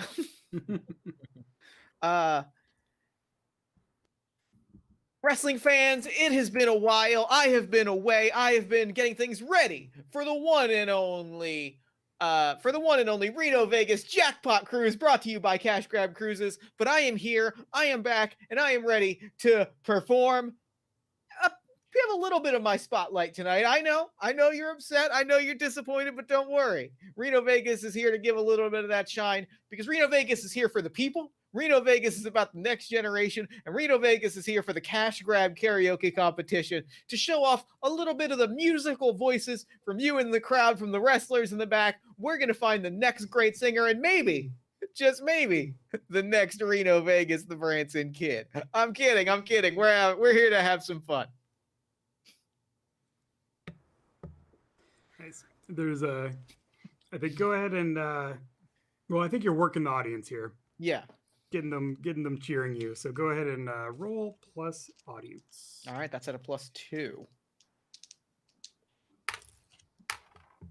That's an 11. All right. So they pop big. You can bask in the moment and gain a momentum. Or you can spend a momentum to gain a heat with a current or upcoming opponent. If you wanted to call someone out to specifically be in the karaoke contest, I think that would be appropriate here. Or you could just go ahead and take your momentum as everyone legitimately is clapping along to your, to your music and, excited to see you. I am going to call out. I think that I am going to call someone out and take a heat with them. Right. So you have to spend one momentum to do that. I will spend that momentum I got from the cheap heat to gain I gain one heat with them and then call them out, right? Yeah. So I will call out this person, which puts me to +4 heat, which is I'm very excited about. I'm going to call out and say, now, unfortunately, rumor has it that because this is a party, because this is a happy day, this is Reno Vegas's return to Atlantic City. There is somebody in the back. There is a certain holiday hater that is looking to ruin the cash grab karaoke competition. But I promise you, my name's Reno Vegas, and nobody disrupts the karaoke contest in my presence. That's the Reno Vegas guarantee. And when Reno Vegas makes a guarantee, you can bet on it. Nice. So, that's for Holidays. holidays. Okay. Excellent. Cool. I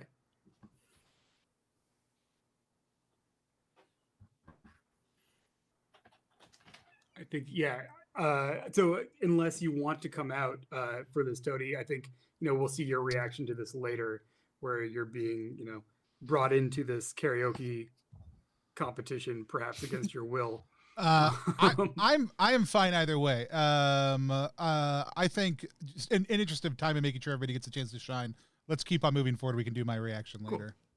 All right. We can do like a shortcut to backstage where we just see Holly shove something like over onto the ground and storm off.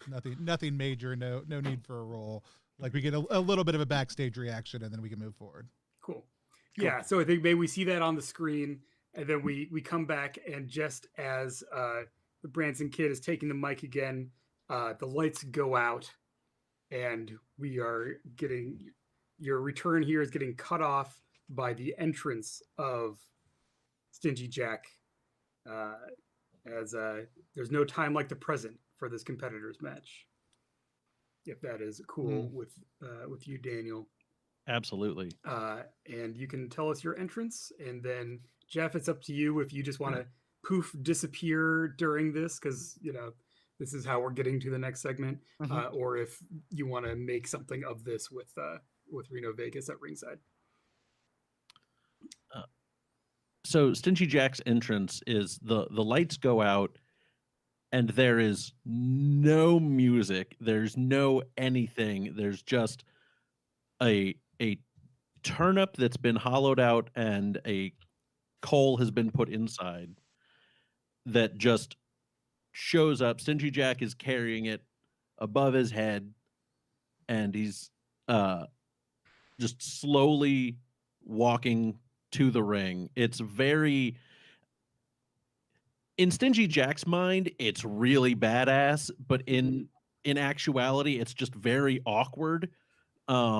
Especially because there's light coming from, because people from the doorways and stuff, because it's not a sealed off area or anything. Right. Yeah. It's not actually pitch black. It's just weird.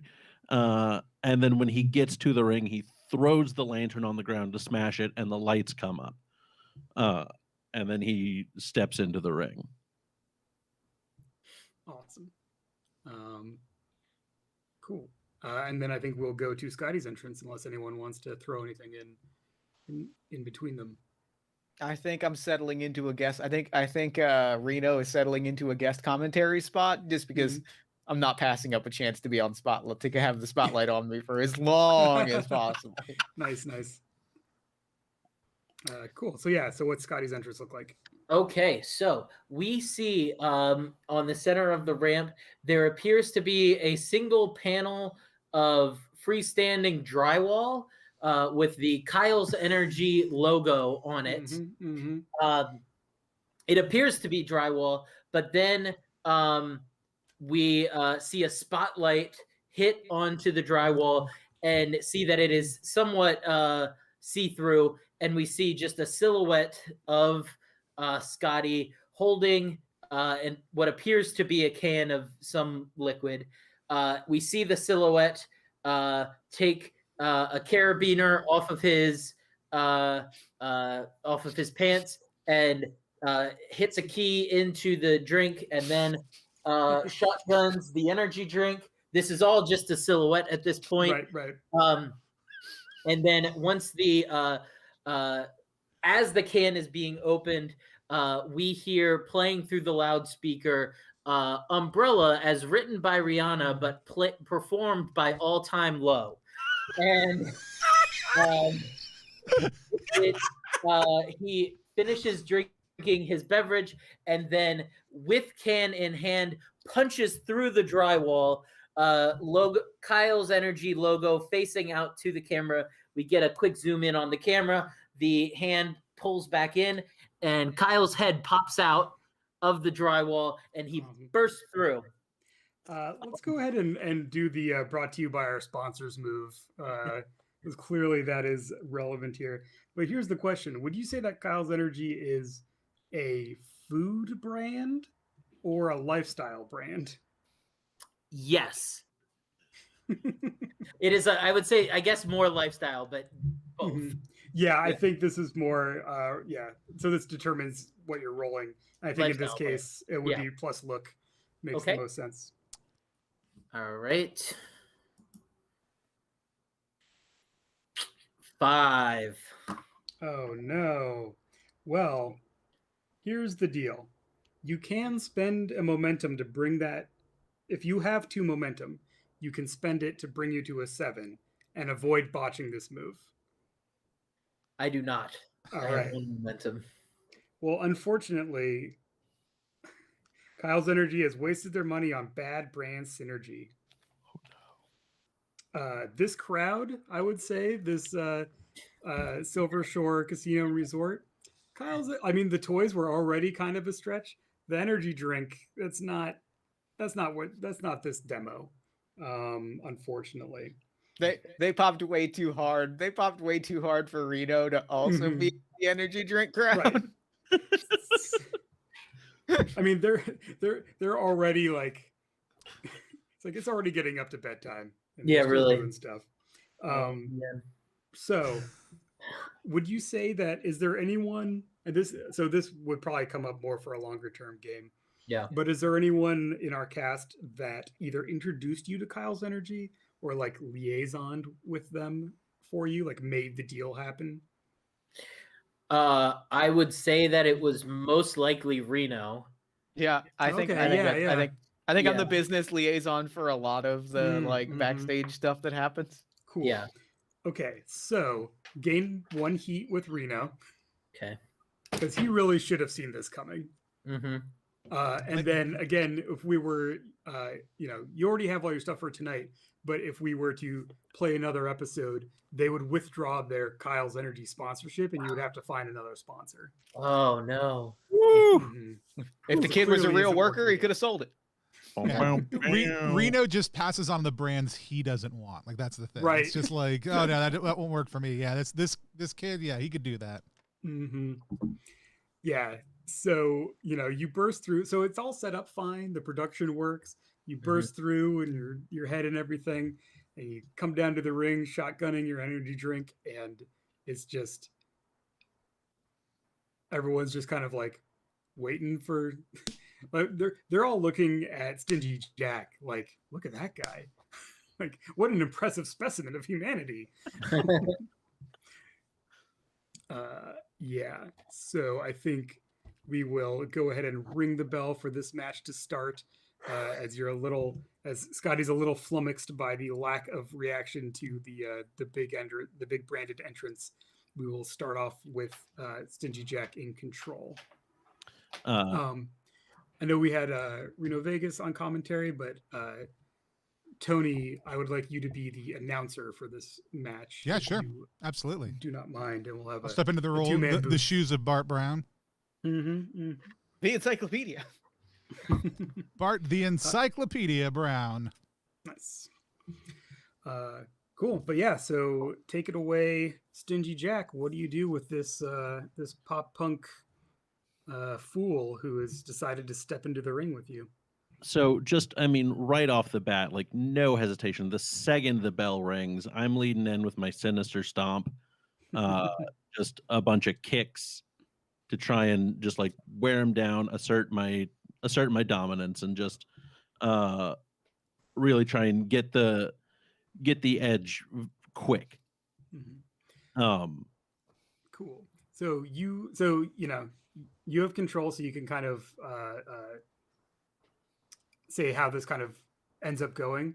But once we have multiple players in, obviously, how does we'll want to see like how Scotty reacts, what he does to try and avoid the kicks, that kind of stuff. So you're not like the only one who has to talk, I guess is what I'm saying. So big set of stomps and kicks come for Scotty. How do you react to those? Do you try to get away? Do you just get beat up a little bit right to start? I think I definitely just kind of take them. The lack of reaction to my entrance has really just kind of taken the wind out of my sails, and I'm feeling a little bit overwhelmed right now. Look at the size of them boots. Look at the size of them shoes. Look at the size of them kicks. It's a hell of a kick. They seem extra large in comparison to the fighting spirit of Scotty right now. It seems something's shaking him up. My good friend Nancy says that these boots are made for walking. I think these boots might have just been made for kicking. So Scotty's getting all kicked around, and apparently is putty in your hands or at your feet. Where do you want to do with him next? I'm going to just in continuing to try to like really assert the dominance, especially after the fumble of the entrance. Sure. I'm just going to go ahead and try and take him up to the top rope and slam him down. Nice. In a good old fashioned Scully Gully. Cool. So this is a big spot. We'll go ahead and roll here, and I believe this is using your incredible physical strength, right, to muscle him up and give him the big slam. So roll plus body. Yeah, what did your body end up being? So my body is +2. +2. Which takes that to a 12. All right. Damn, he goes through that ring.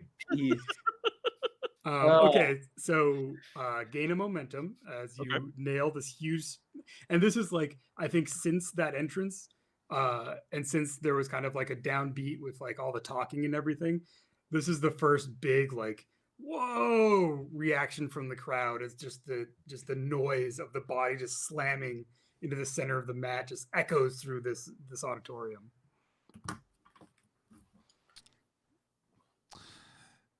And with him on the mat, I'm going to go ahead and try and get him into my patented submission hold, the Transylvania twist.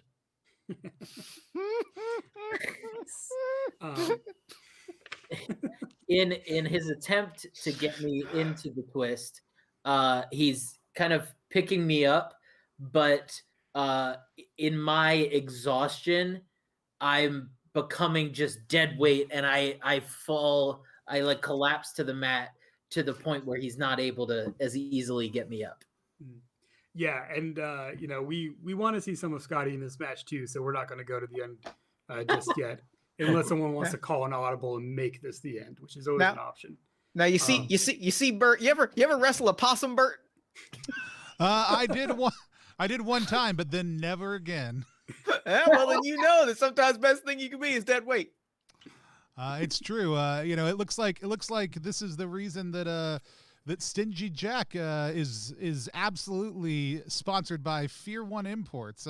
Nobody imports fear into the heart of an opponent like Stingy Jack does. Great.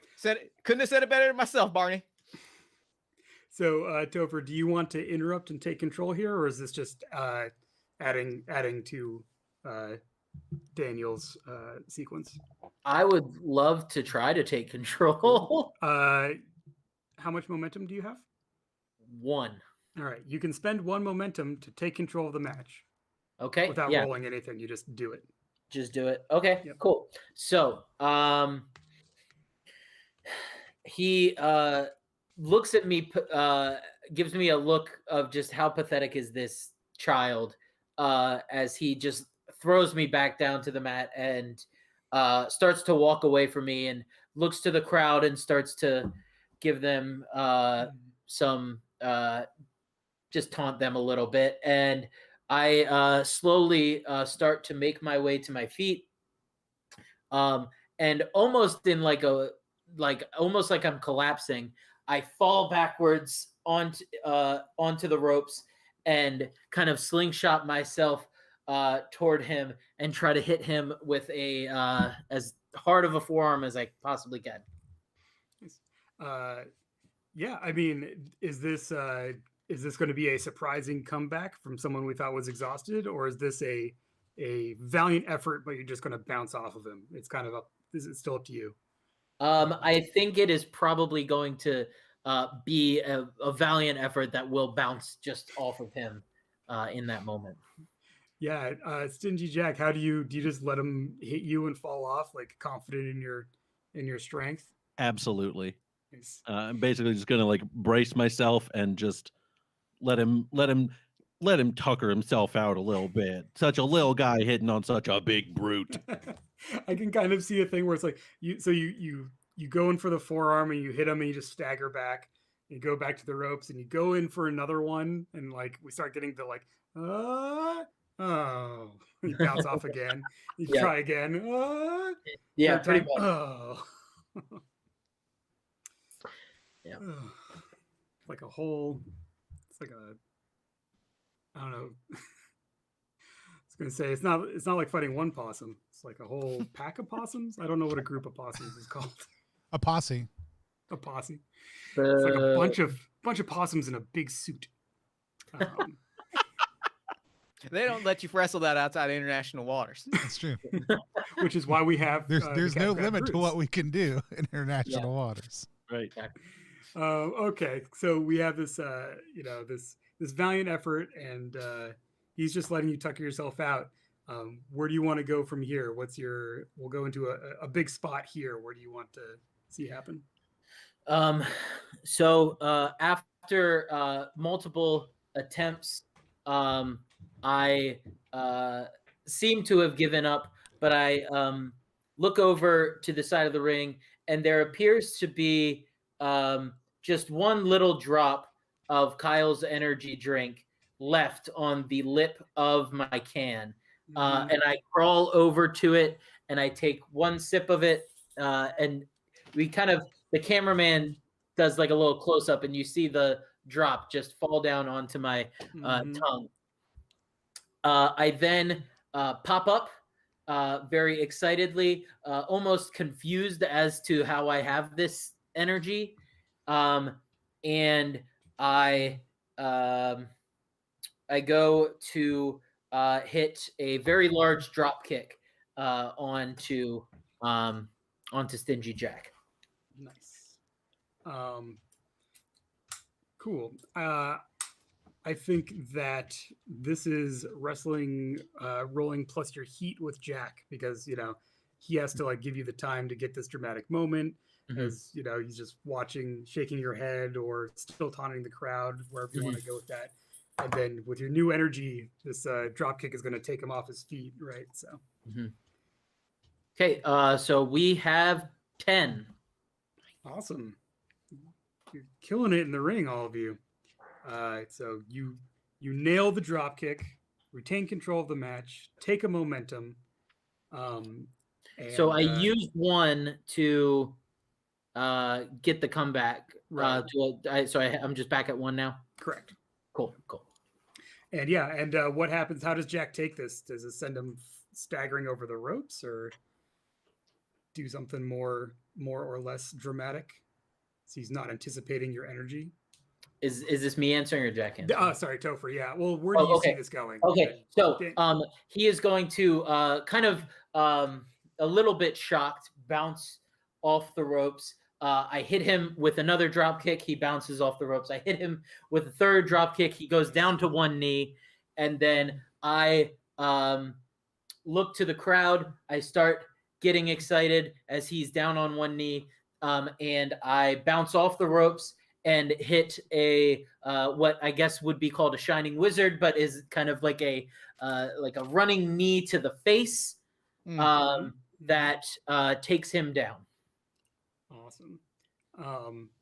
So 2 things. First, commentary. Bring us along on this journey.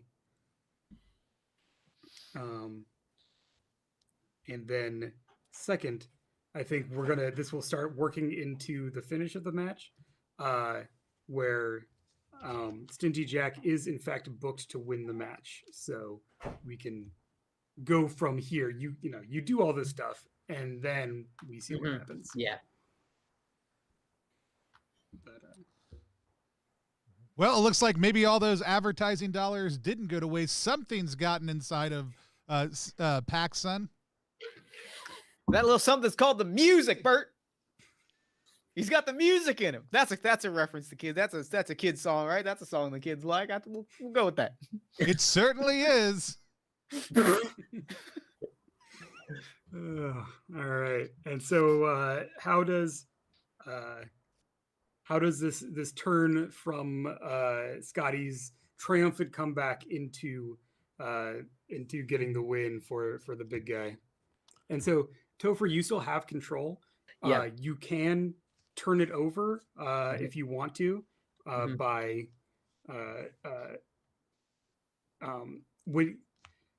showing vulnerability to him now that you have the upper hand.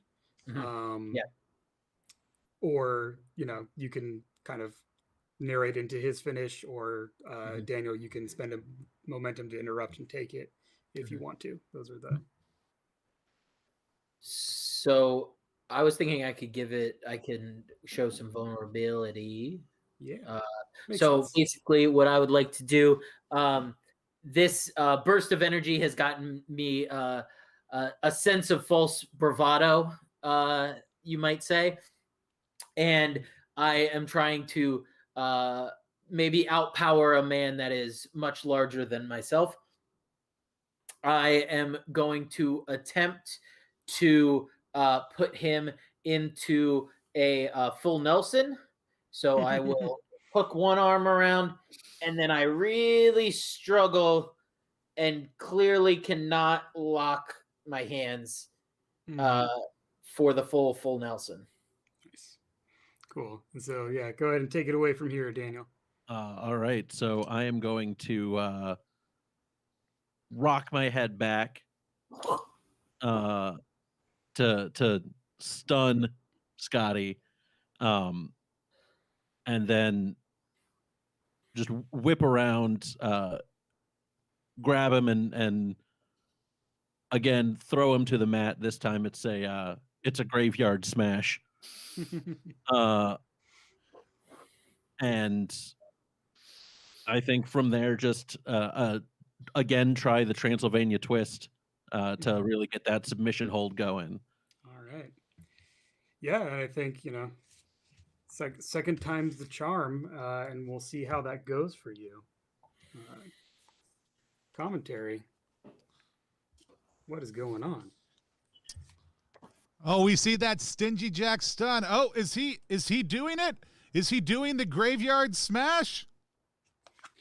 Now see what went wrong here for the kid. There's 3 things you're not supposed to do. You're not supposed to spit in the wind. You're not supposed to tug on Superman's cape. You're not supposed to try to lock in a full Nelson on somebody that's 3-4 feet taller than you. Classic rookie mistake. He's gonna pay for it right about now. All right, so go ahead and roll just flat 2d6 for your finishing move, Daniel. That's a 10. All right, then that's you hit your finisher clean. It is a picture perfect Transylvanian twist. You crank in the hold. This is a hold, right? And so you crank it in, and Scotty, you start tapping as soon as you feel those big muscles, pulling all your ligaments apart, and the big man gets +1 audience for that masterful submission to end that match. I will say then my Lanterneers come out and carry Scotty away. Nice. Yeah, the bell rings, and then when we would have like music coming up or whatever, yeah, everyone kind of directs their attention to the entrance area, and your Lumineers come out, or Lanterneers, sorry, and start dragging him out of the ring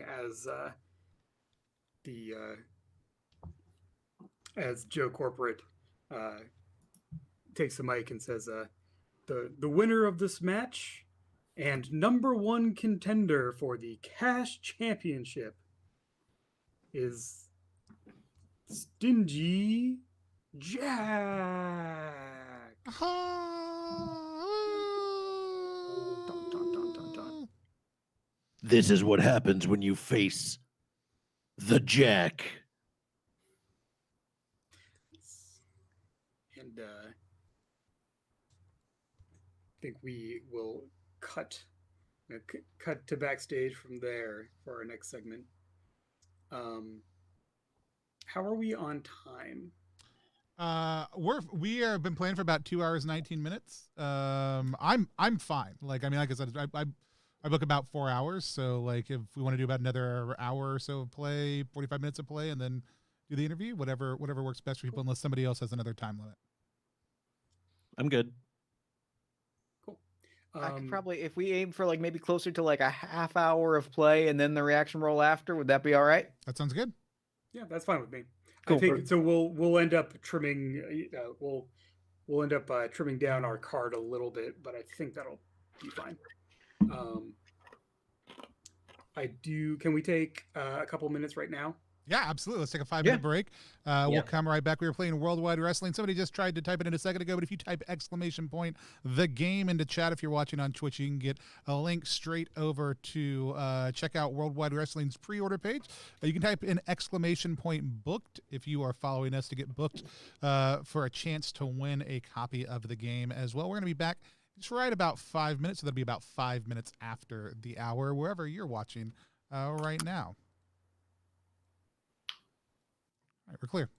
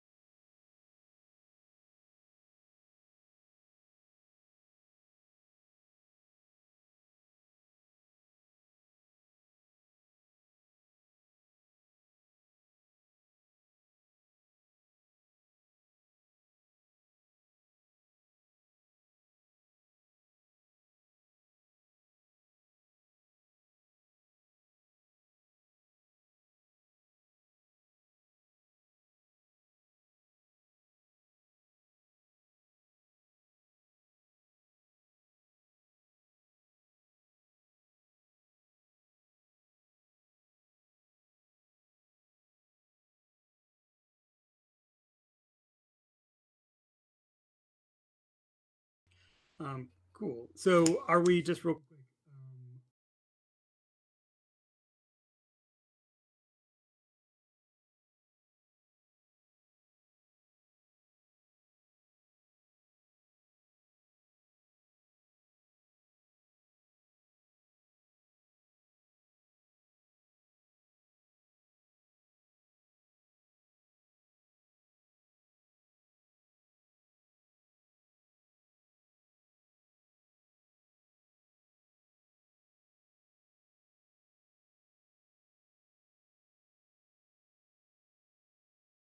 Great. Then, yeah, let's go.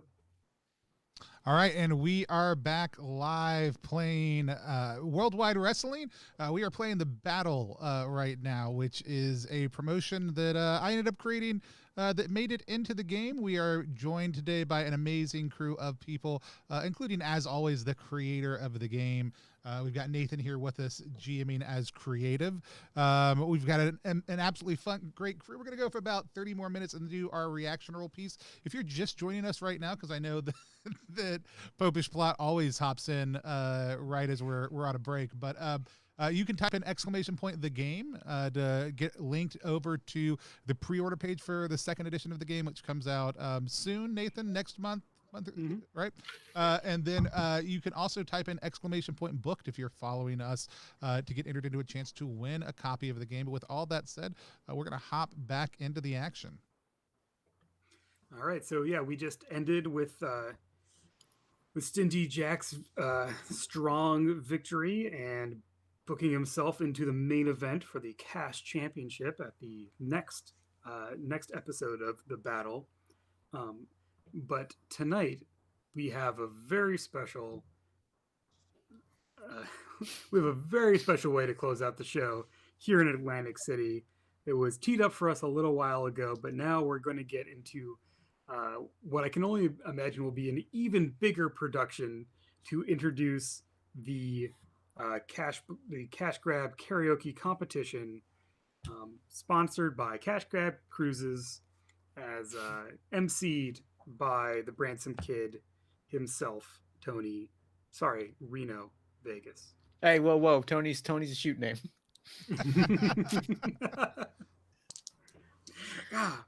So confusing. Yeah, so I was envisioning that we'll come back to a ring that has been set up with like podiums with mics, and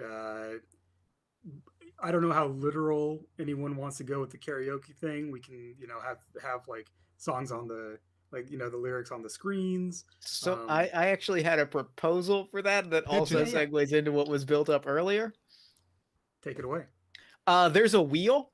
There's a giant spinning wheel, because what is more wrestling than things being on giant spinning wheels? What is more wrestling and casino? Exactly. Yeah. And all of the songs on it, because it is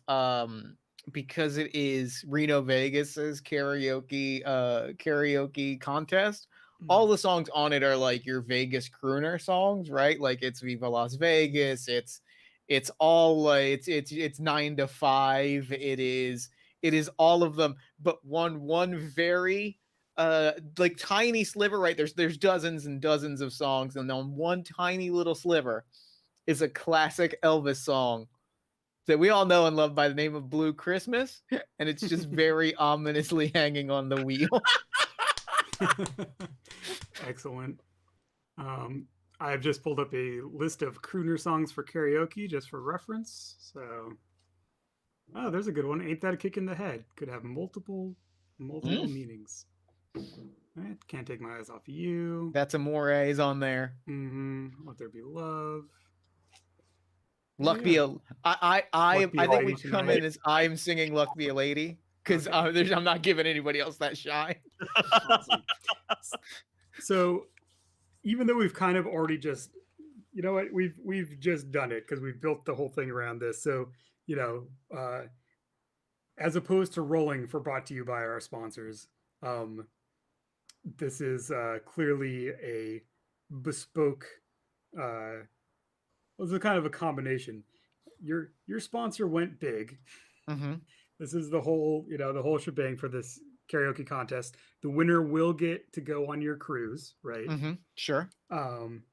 So I think,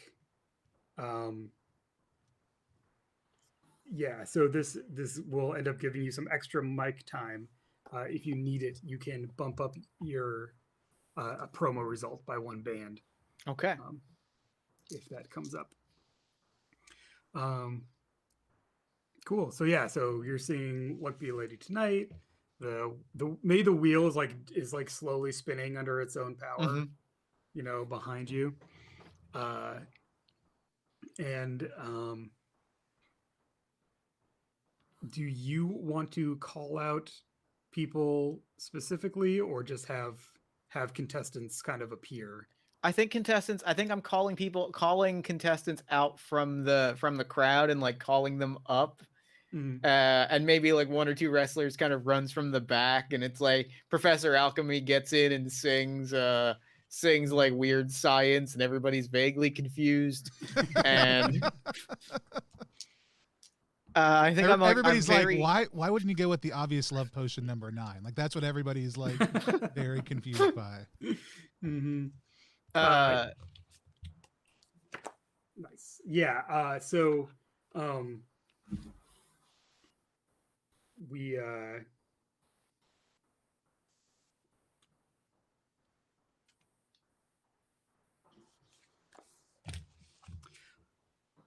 cool. So yeah, so let's see a little of this. How would Reno be kind of making determinations? Are you picking winners? Like, are you saying like, oh, you did a great job, you stay, you get back in the crowd? I think it's crowd response. Or the crowd response? It's because it's kind of like we're gonna pick the most, like we're gonna pick like it's gonna be a kid, or it's gonna be like an old like we're like it's a very obvious like I'm picking the person and having the crowd cheer, and then like we call in a kid, and they awkwardly sing L is for the way you look tonight, and we all give a kid a big round of applause, and I kind of pick him up and I put him on my shoulder for a minute.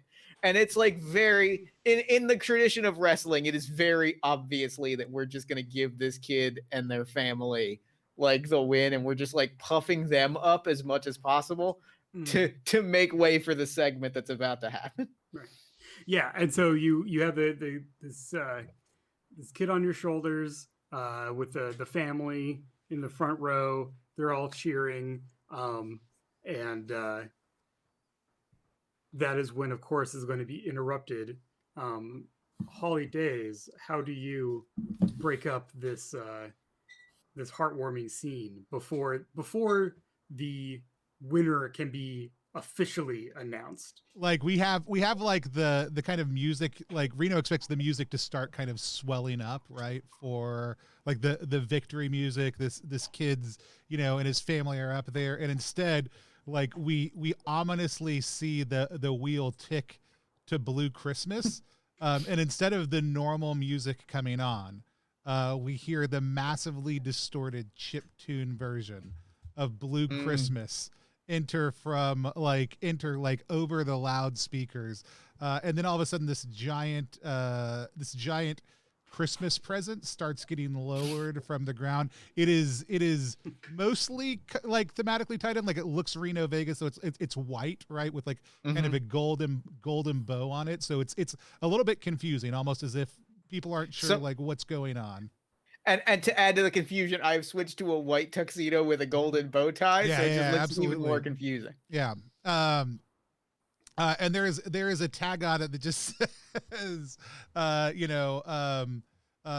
like what you deserve, to Reno from Holly, like very largely on at least 2 of the sides, so that the entire audience and all the cameras can get a good angle on it. And I look around like I'm still playing to the crowd, but like I look visibly confused, and I look and I read it, and I do the wrestling read where I show the crowd what it says as I'm reading, like what you deserve. And then all of a sudden, like the box itself like explodes. The lid shoots upward, and Holly Days pops out and swings her sack of presents, which is just still weighted, like right into Reno's jaw. Oh dang! And I actually think that she may be working stiff here. I think this is really legit. going for him. This is like, yeah, it's definitely, she's definitely not out of her element a little bit, still able to hang, but there's all this background angst. She feels manipulated into this. Here's a lot of stuff, and this is a real swing at Reno. Cool. So in this context, this is either breaking kayfabe because you're not like in a match, so there's not like a veneer of like I was just doing it, as part of the match. Right. This could also be the heel move, in which case, you can still kind of, you can end up leaving them lying out or whatever, but it's still kind of, not the risk of losing backstage favor and all that stuff. Yeah, I think this is intended to be the heel move primarily. Yeah. I mean, whatever we end up rolling, this is intended to be a like I'm taking a shot, like there's no intention to enter into a match. It's potentially something that could look like it was staged, but like the hit is a real hit. Yeah, cool. So you go ahead for the heel move. All you have to do is spend 2 momentum, of which I believe you have many. I do. And then you pick one of the options, which is gain a heat with your opponent, or leave someone helplessly lying on the floor, or postpone a match, which isn't really relevant, or cheat to win a match, which also isn't relevant. I think leave some. Well, actually, I think I may knock him down, but I think I just actually want to take the heat, even though it doesn't particularly matter right now. Because go ahead. Sorry, no, finish your thought, because I think we're about to say the same thing. Well, no, because like the other thing is this is Holly's chance to tell off Reno. But Jeff, if you had another pitch, cool. what was I had a question. So I had a rules question for Nathan. Is it do the rules only come into play, or is this a first edition thing that is not in second edition? Is there particular rules around when someone is in the ring with someone with whom they have +4 heat? Yeah, no, that's the same. It's when you end a match with someone. When you end a match, got it. Okay, got it. Heat. Got it. I mean, this segment we could go ahead and consider it. It has the same weight as a match. Yeah, and the way the brand's written, yeah, it's definitely intended to be like, or the battle, be like a match, and so yeah. So I think for the purposes of this, if you end up at your +4, we'll apply it as if it were a bell to bell match. Yeah, because I'm at +4 with Holly right now, so that works. Nice. Cool. So you come out, you take this swing with the loaded bag. It does, you're not holding back. It sends you staggering. I think maybe Reno goes staggering into the wheel. And it's got to be into the wheel. Yeah. The wheel falls over and just like back on the ropes. It wasn't rigged to like have this happen. That's part of the. This is kind of a raw moment. So it's just like bouncing on the ropes, and then there's kind of a moment, and then you can just grab the mic and tell Reno Vegas what you think. I hand the kid a Reno Vegas doll, and then the head rolls off across the mat, and I kind of shoo them off, and Reno, I wouldn't be here if it wasn't for you. You got me out of the South Pole elf racket and into wrestling, and you might think that I owe you a lot, but I've watched it. I've watched the way that you've been manipulating people, that you've turned. It used to be about the craft for you. It used to be about what happened in the ring, and all you care about now is what happens. When the cameras are on, and you get a chance to smile for the crowd.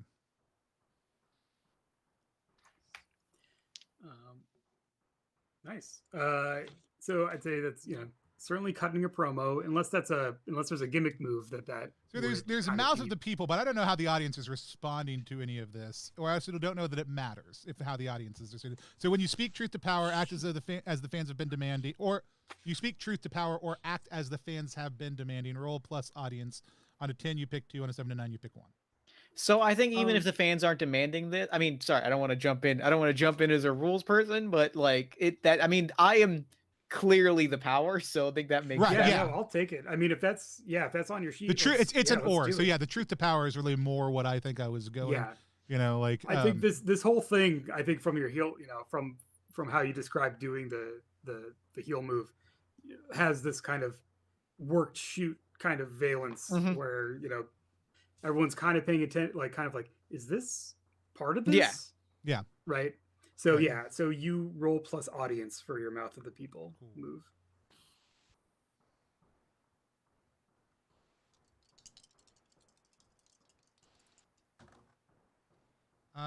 So that is a 7, but I also have 3 momentum left, so I'm going to go ahead and push that up. All right. Go big. All the way. Nice. Cool. So you get to pick 2 of the 4 options. Getting a big pop here, which would gain you 1 momentum back. Booking yourself into a match, so you could go ahead and set up a match with the 2 of you. Put something big on the line in an upcoming match, which you could just invent now if you wanted to. Which I think is the way, depending on how this would have unrolled, is what I was thinking. So yeah, we'll take plus 1 momentum, because I'm certainly going to want another momentum at some point in the future. But then we'll put something big on the line. So just for the sake of completeness, the last option is someone you're confronting beats you down for what you're saying, and you gain heat with them. So if you wanted him to end this by beating you down, that is also an option.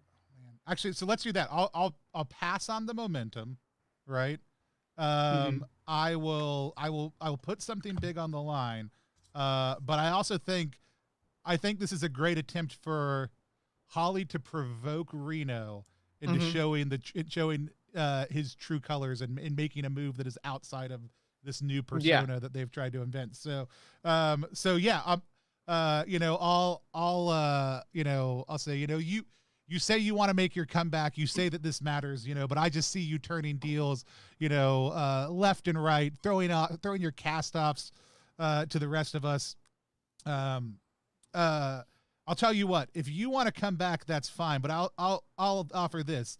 The next time we face each other in the ring, one of us will win and the other one walks away from wrestling for life. Oh yeah, for sure. Loser leaves the battle. Loser leaves town. Loser leaves town. And I think I grabbed the microphone for a second. So what's about to mechanically what's about to happen doesn't matter, but it's important to me. Yeah. Sure. Yeah.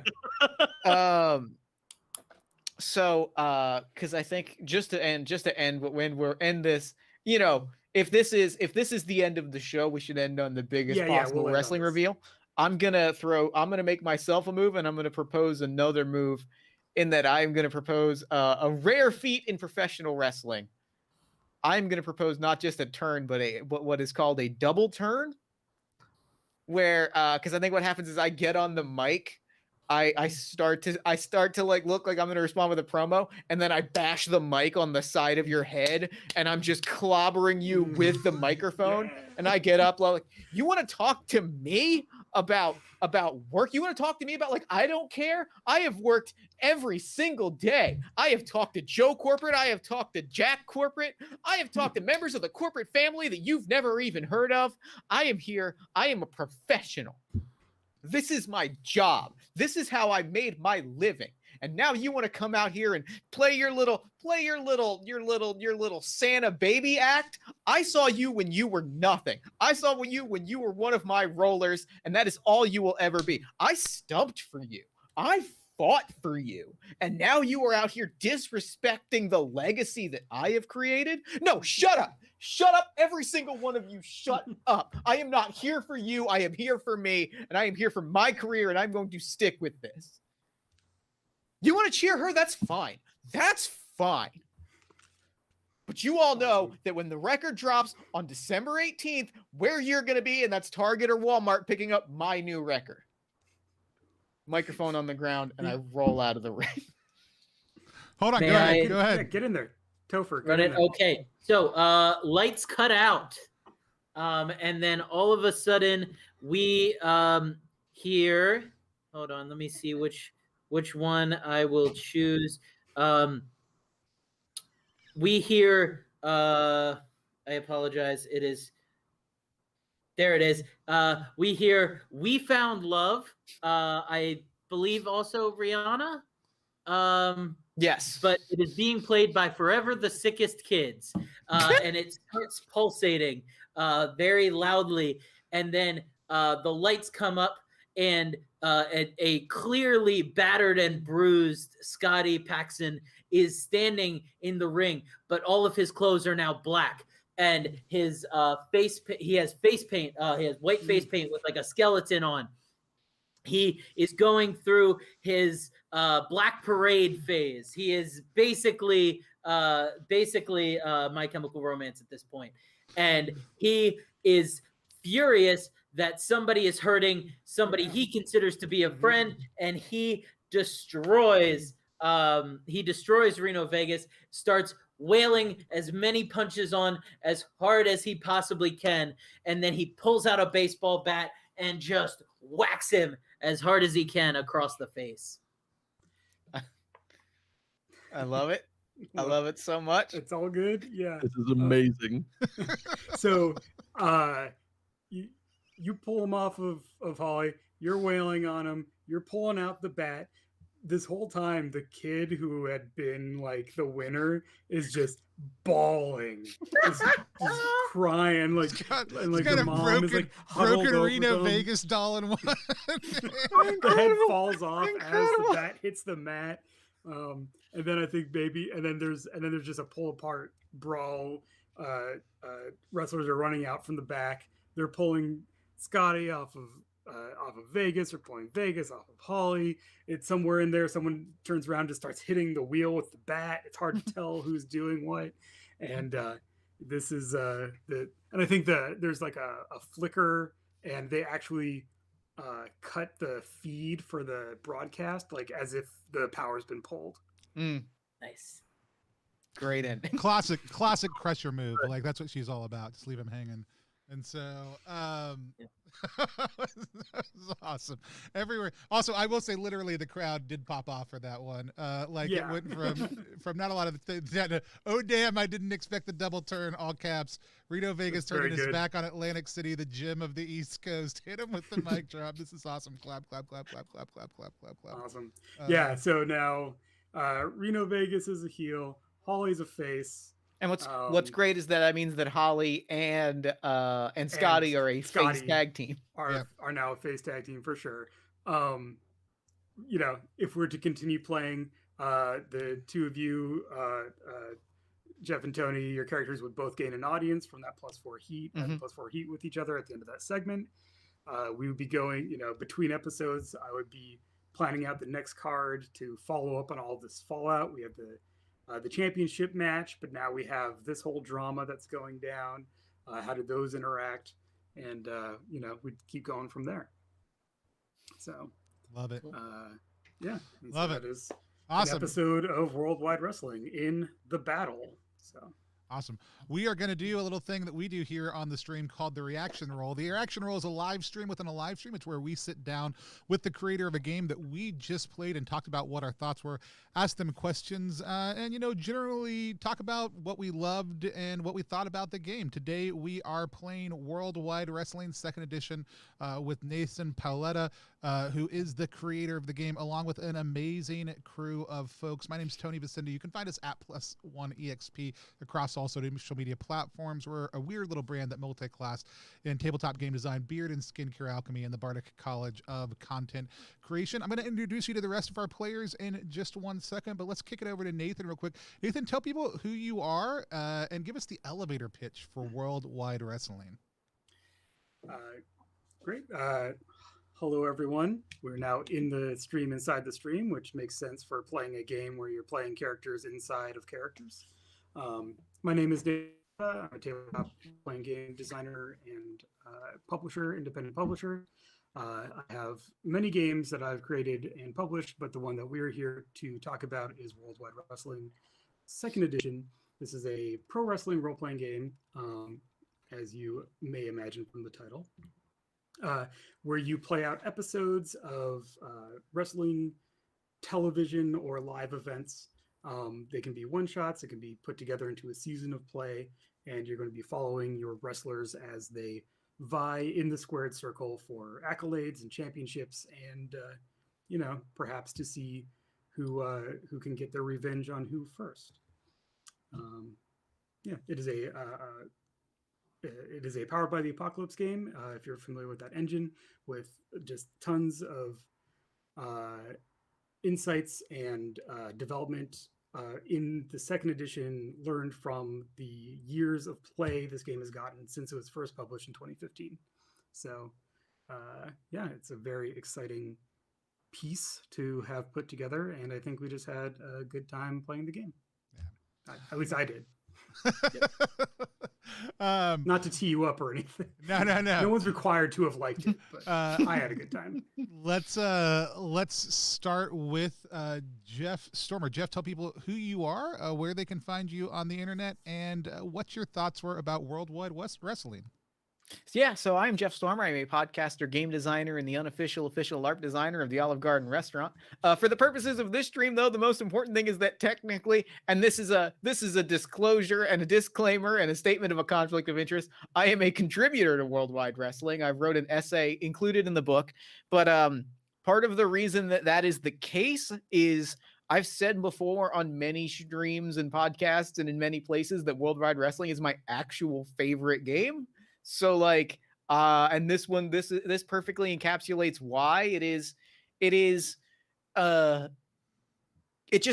captures the love of professional wrestling. Like, I have played this game many times with many groups, with all different levels of experience, from like actual professional wrestlers to at one time an 11-year-old who never had heard of wrestling before.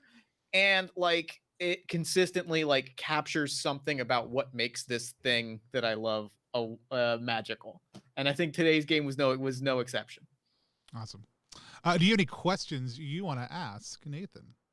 Oh gosh. Yeah, I do. Mechanically, I think the game is fascinating, and I'm wondering how, because it's also very different from a lot of other Powered by the Apocalypse games. What went into kind of refining that sort of mechanical cycle that kind of is really the heat into audience into heat into audience scale is separate, and what kind of went into the development of that from a design perspective? Good question.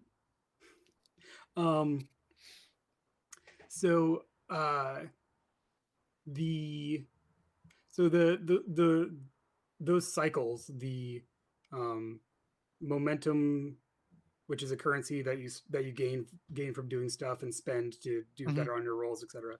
So the momentum into heat, which is the stat measuring how interesting your character is to watch with another character, into audience.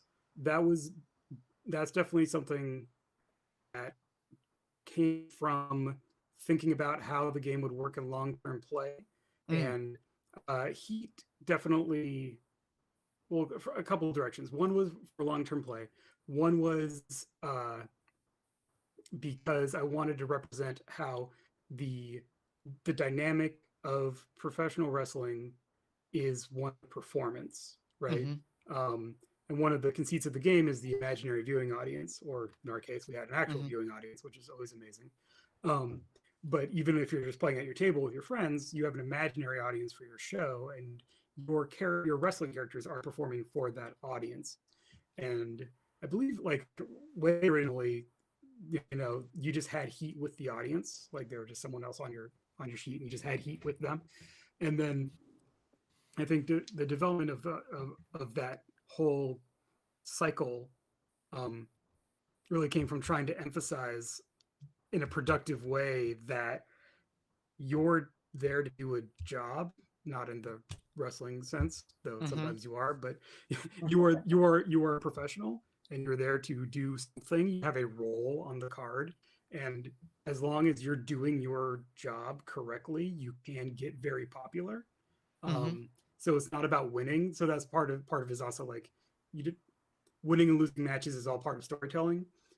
I don't go so far as to say that winning and losing doesn't matter, because if it didn't matter, why would we have it as part of part of wrestling? But this is all a long-winded way to say that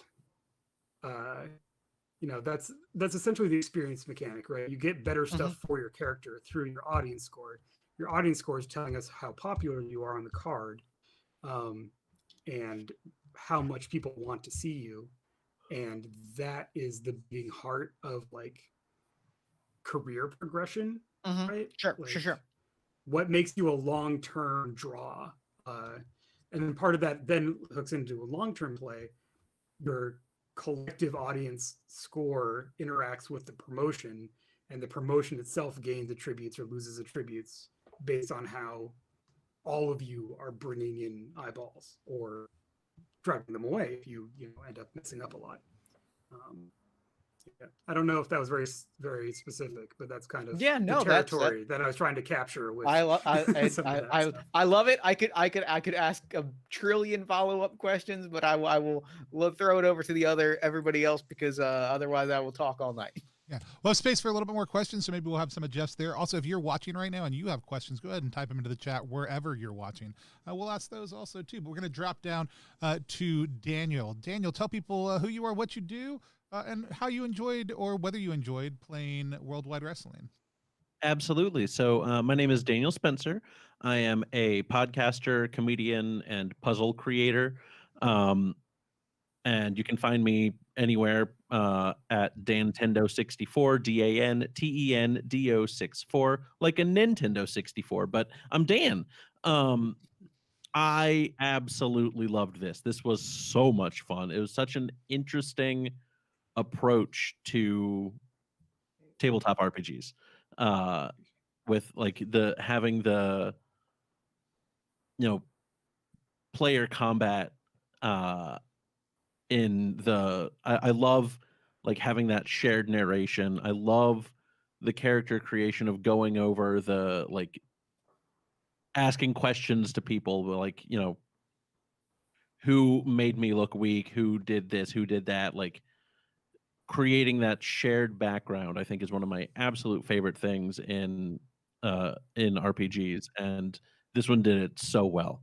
So I really loved this. I think one of the things I am curious about is how, like, as a creative, like what kind of goes into making the decisions of who's gonna win the card and whatnot. Good question. So the way that one thing I really tried to do, I mean, in the original, but also in the new edition, was to really pay attention to what I enjoy about running a game and what I actually do when I run a game, and make sure that that's actually in there. And like, I don't know if it's 100% successful, but there's a lot of structure in the text for creative to think about just the things you said. I think for people who are like, soaked in wrestling as fans, a lot of it's just like just use wrestling logic, like have your you want to have people who have some kind of reason to beef, put them in matches together. Who do you want to see? Who do you want to see, who do you have the most, like, I'm not sure how to phrase it. Where do you see the most juice for the next episode? I think is kind of part of the what I think about, and what I talk about in the book for setting up in between episodes for multiple session play. But then for like a one shot, a lot of that is like, where's the juice? Where's the drama? And you kind of have some basic building blocks, babyface and heel, have baby faces fight heels. But like in our case, because of our promotion, we had this non-wrestling match to do. And so when we were doing characters, I was like, the one that jumped out to me was something to do with Jeff's character. And so, I built backwards from there, right? Let's have that somewhere at the end. I had another episode, I had the battle brawl also planned, but we kind of, cut it for time. And so it kind of, I'm not rambling because this is kind of like one of those questions that could go in a lot of places. I guess, so what I try to do is have a strong ending and be like, who do I want to see in this ending match? And then work backwards, see who can face who's babyface, who's heel. And then who do I think will be fun to see have the fallout of their match? Like if someone's the winner, are we excited to see them be a winner and then do something with their victory? Or if someone loses, are we excited to see how they come back and come back from that loss? And I think we saw that in this episode where Scotty lost that match, and then because of his relationship with Holly, he had there was a lot of fun, kind of like, obviously this is going to happen, but then when it happened, it was the perfect thing to happen. And he runs back in to jump into that at the end. I don't know. It's one of those like art and science things. The book I break down a lot of like, here's how wrestling cards are generally structured. So if you are looking for inspiration, here's something at the beginning. Try and go like, have like big match, less big match, big match, less big match. Put your most important thing at the end, and then in play, things are going to get swerved is the other thing. So you don't want it to be too tight. You don't want it, you want to have the opportunity to go with where the players go, with their, with their characters. So there's that aspect too. Nice. Love it. Topher, tell people who you are, what you do, where they can find you online, and what you thought about Worldwide Wrestling. Hey, I'm Topher. You can find me at Topher on Twitter and Instagram. I'm an improviser. You can find my improv team Mouth Stuff at Mouth Stuff Improv. Also, I'll plug it this Monday. We are in the second round of a March Madness of Improv tournament being put on by Highwire Improv and Socially Distant Improv. You can look them up on Instagram or Facebook. And we will be competing on Monday night in the second round of that March Madness tournament. Love it. Oh, and this game, it was incredible. It was so much fun. As Tony said at the beginning, I'm still new to role-playing games. This is like my third time on this channel, and it's like my fourth time playing a role-playing game. So, but wrestling was the perfect kind of in for me because, as I mentioned earlier, I am covered in wrestling pins. Newest one is the Squirtle Squad as the NWO. Just wanted to plug that. It was a lot of fun. I think that, like Daniel kind of mentioned, this was a unique way to do a tabletop role-playing game. for me, it was like a unique way to do wrestling, because I've fantasy booked things my entire life. I've had a trampoline wrestling federation in my backyard. I've had a Lego wrestling federation. I wrote wrestling fan fiction, and now I get to like do it in this medium, and it helped structure it a lot better than maybe me and my friends in our backyard on a trampoline would. So that was very helpful. I did have a question for you though, Nate. So it's obviously you're a huge wrestling fan. You're wearing an Okada shirt right now. What is your dream table of wrestlers to play this game with? Oh, and crap, you that's can a good alive or dead. It's a good question. Yeah, alive or dead, anybody you want. Indies, WWE, whatever. So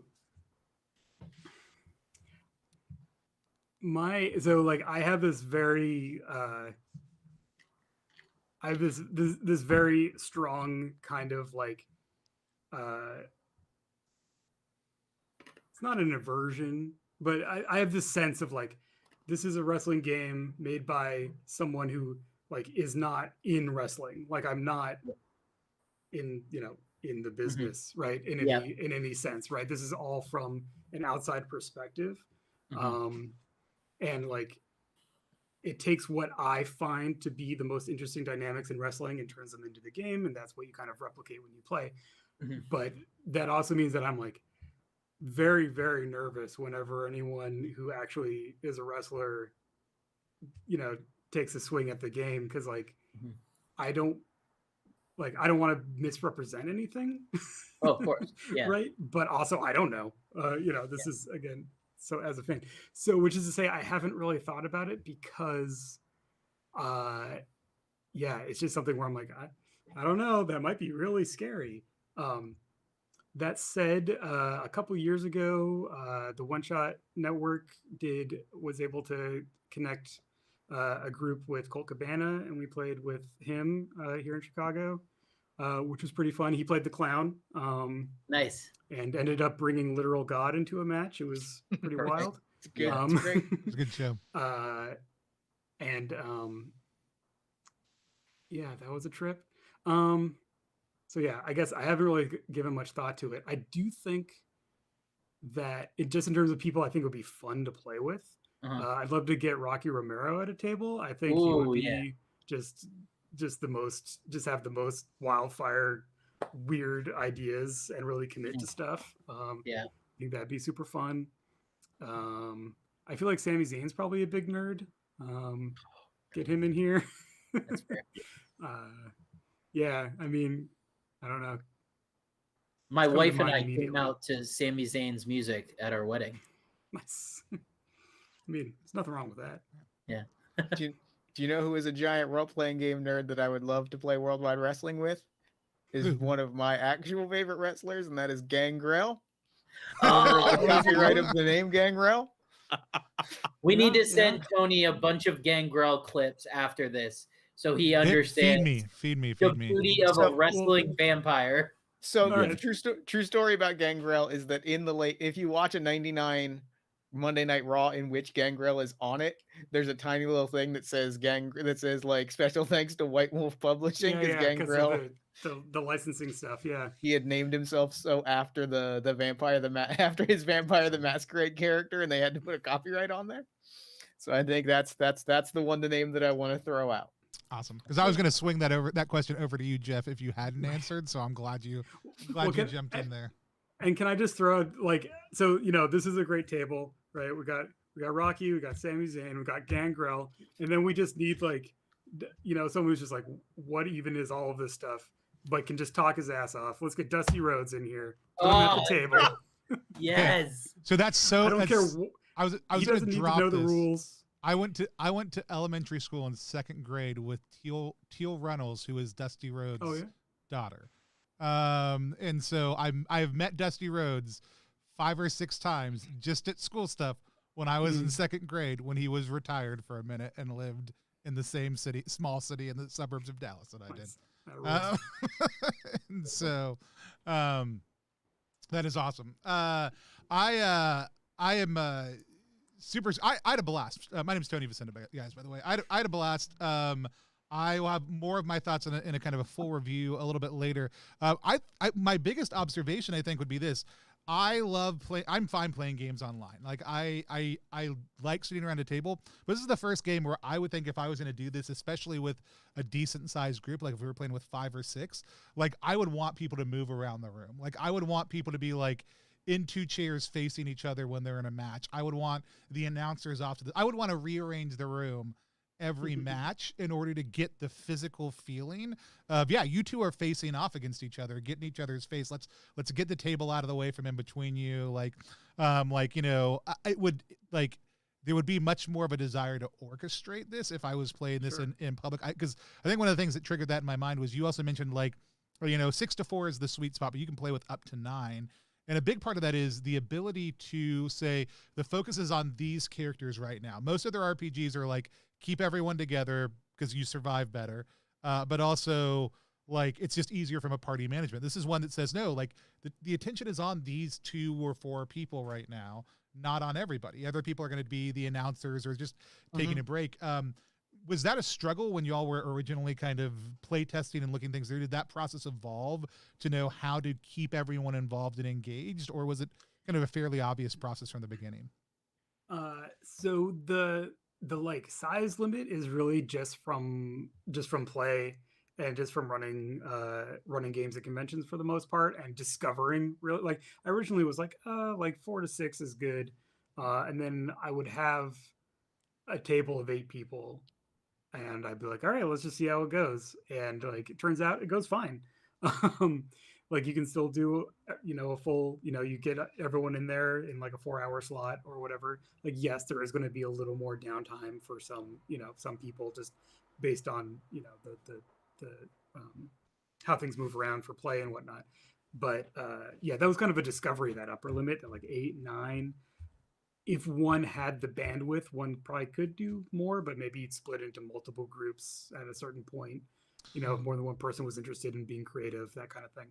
That was kind of my other question. Have you ever thought about doing what the equivalent of like a mega dungeon game of this would be, which would be like not mega dungeon, mega campaign version, like where you have numerous creatives running all on the same promotion, or in kind of feeder systems up from the top and kind of a tiered.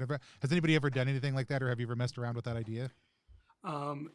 So let me get back to that, because I had one other thing to say about your first question, which was just that one thing that was in the game from the beginning was the ringside announcer role, and having someone who's not in the match be part of contributing, and that just kind of that's just always worked. Like, it was an idea. I was like, because I come from a game design tradition that's a little more that's a little more interested in I've done plenty of GM-less games and GM full games and stuff like that. So I was like, how can we make sure that people have stuff to do when they're not in the match? And so that just like always worked, which is great, and I think does a lot to help keep everyone feeling like they're engaged.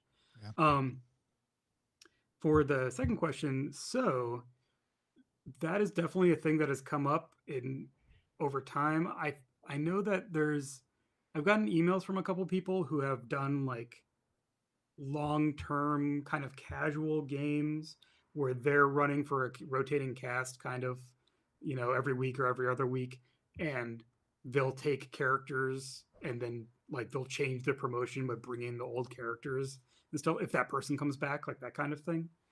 In the second edition, I kind of tuned up the rules for doing an intentional invasion angle, where you can have another promotion invading your promotion, and you can play that as creative as just doing those alls and non-player wrestlers and PWs, or you could have another player take over creative for the rival promotion and stat them up as a promotion, and then you can have characters jumping between the businesses and stuff. Yeah. And so there's a little bit of coverage of like doing multi-table games, whether it is simultaneous, we have 2 tables of 6 and we're all one promotion, and we kind of check in and see where cross cross promote the matches and whatnot, or if we're two rival promotions and we're doing like a war storyline or whatever. Yeah. I'm not sure if those have really been like battle tested. Like, I don't know if anyone's really dug into that, but it's something that I certainly wanted to point people towards the possibility of, and there's the mechanical tweaks to make that work are outlined. Yeah. Just the concept of potentially getting people together for like a day or even a weekend of like, 12, even like 20 people and saying, yeah, we're just going to, this is what we're going to do. Like, we'll take plenty of breaks, but all weekend long, like, you're going to play here, you're going to play there, having a head creative and then breaking it down to like a team of creatives could be have a team, a super cool kind of like mega game type approach to like, it just seems like something that would do that very, very well. If only I was in the same city as somebody who loved this game, who might want to make that happen once the world is right again. Who knows? Yeah, what are you gonna do? We had a couple questions from chat. How flexible can the system be in terms of straying away from wrestling itself? I know, but some of the mechanics look like they lend themselves to gladiator, game shows, Running Man sort of games, which seem like another neat area to explore. Have you ever thought about other genres or styles to play for this? So I mean, I have, in the sense that I get that question a lot. I have my interests, and this game is my interests. However, the system elements are certainly either just reskinnable or totally hackable, and it's in the Powered by the Apocalypse tradition, and I am on board with go for it. If you want to do something with it, please do. I do have a little I believe that this name is also from Jeff, who continues to contribute massively. But hailing from Worldwide Wrestling is a name you can give to a derivative work if you'd like. And there's some logos and stuff with that. And I have a little outline of what parts of the book are open for that and what parts are kind of like are core, or what parts are like not. Because there's some stuff like the promotions, for example, like please don't take the promotions and change them and make them weird and republish them. Those are kind of their own thing. But like the moves, how gimmicks work, the whole concept, right, of having the creative and booking and all that stuff, like that's all. I encourage anyone who's interested in trying something, please do. I have put most of my creative juice into this and do not have plans for another thing at this time. Awesome. The other question is, how does the system work with multiple person matches, tag teams, battle royales, or is it similar to the 1v1 we saw, or is it more similar to the 1v1 we saw, or to the Indian Fracas? So the we did have a battle royale on the card, but unfortunately we couldn't get to it for time. So basically most in-ring action works basically the same way. If you have a tag team matches, there's still one player at a time has narrative control, and they're going to be in the ring kind of, for their team. And then there's a specific move for making hot tags at big dramatic moments to get your partner in after you've been getting beat down or whatever, or to do a big turn on your partner and abandon them and, break up the team. So those are specific moves that are available in tag team matches. They're usually a little more chaotic because you have more people involved. And there's a system for becoming a dedicated tag team. So you become like, the Rockers or Midnight Express or something, where it's just like, this is your thing. You are this team. And then you can spend momentum on each other's moves and use each other's finishers and all kinds of stuff. Most gimmick matches are either like if there's something sufficiently interesting about them to where they aren't just handled by colorful narration of the basic system, they do have a move. So there's a battle royal move for when you take someone to take them over the top rope.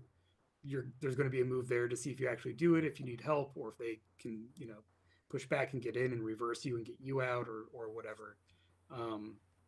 So there is some system support for stuff like, so the battle royal, the Regal Wrangle, the timed entrance battle royal, if you will, stuff like death matches, World of Sport style, like kind of very structured grappling matches, hardcore matches, all that. All the high points. Those all have specific stipulations. But yeah, the basic conceit of you have control, you pass it, you roll for the big spot, you see if control passes, which it didn't in our game because everyone rolled 10s on all of the wrestling moves. So good job, everyone.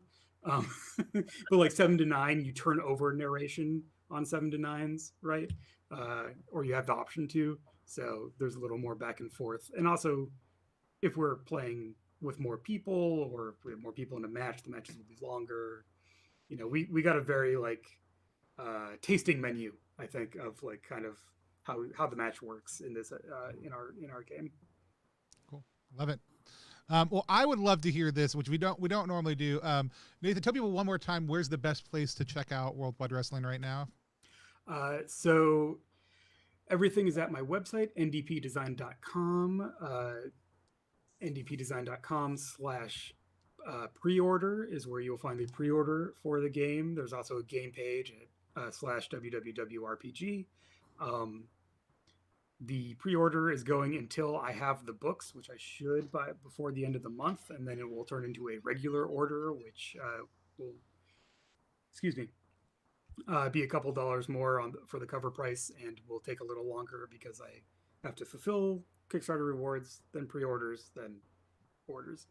But yeah, it's available PDF print. There's a deck of cards that's a supplement for usability, which is what I've been looking down and referencing as we've been playing.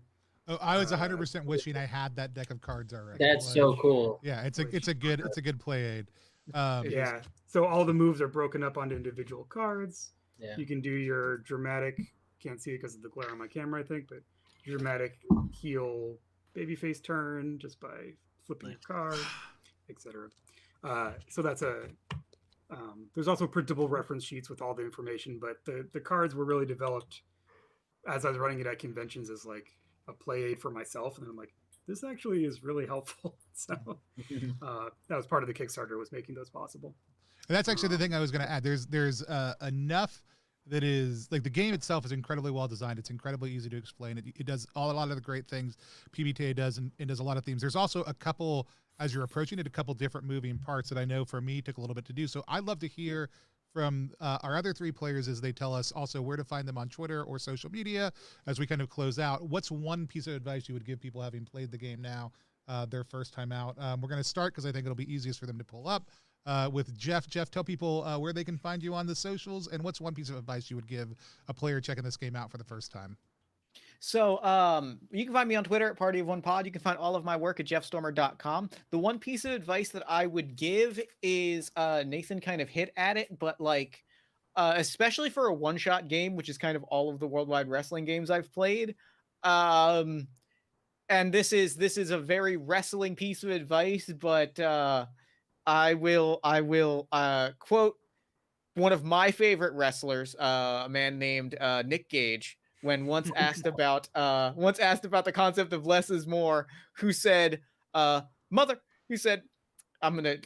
blank, more is more. Wrestling is the cheap, strong stuff. Wrestling is an art form of instant hard-hitting entertainment. If you are running the game as a creative, or just like putting together the game, and there's a thing that you want, like if there's a thing that you want, make it happen. Because like that is wrestling, right? Like more is more. It is you know, if as a creative, like if you're like, oh, it's gonna be really cool when these two fight, like don't like be like, and then now we're gonna start the build of this. It's like, you're playing for a 4-hour game. Like make that thing happen. Like put them in the ring together. Yeah, that's my piece of advice. More is more. Awesome. Topher, first time player, tell people what your advice would be and where they find you online.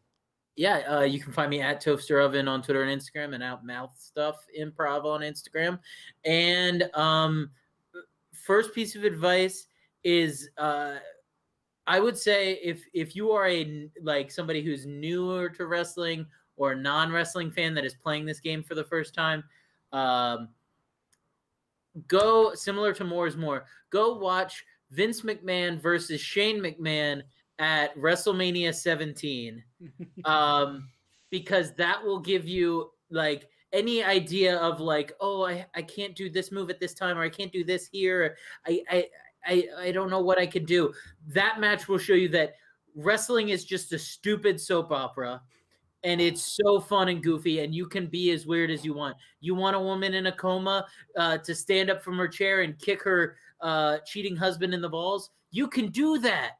Like, you want to like kick your dad in the face from across the ring with a trash can? You can do that.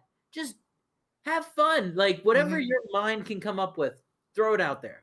Can I piggyback on that with a similar recommendation? If you are running this game, if you are playing this game, or if you just are interested in public speaking as an art form or storytelling through a verbal medium, I recommend you do a Google search right now for Hard Times promo and just watch 3.5 of the best minutes that you will ever like. And like, in terms of learning what a wrestling promo is, what a wrestler is, what a wrestling storyline is, and just how someone can tell a story through words, I think that the Dusty Rhodes Hard Times promo is my favorite piece of wrestling, like as a singular object, and it is something that I think is essential watching if you want to know what wrestling is, or like how to build a promo in professional wrestling. Is correct. All right. Daniel, tell people where to find you on the socials and give one piece of advice to a new player. Yeah, find me on the socials at Dantendo64, DANTENDO64. And I mean, just kind of echoing the sentiments of, lean into it, have fun, make it big, and I think it's a good thing, especially if you're a player who doesn't have a lot of like creative or GM experience for if you're taking a shared narrative type of game. Don't be afraid to make big decisions, because as a table you're all there to make decisions together, and if you make a big decision, then it'll just help others make bigger decisions, and you'll tell a bigger story, and it's a lot more fun. So that would be my piece of advice. Love it. If I had a piece of advice, and I actually think Dan did something similar to this, and I had done it, but there are 15 things on my screen that I have to keep track of, and so I totally spaced about it. By the way, Jeff, if you want me to post whatever link you just tried to post, drop it to me in chat here, and I'll move it over. I will.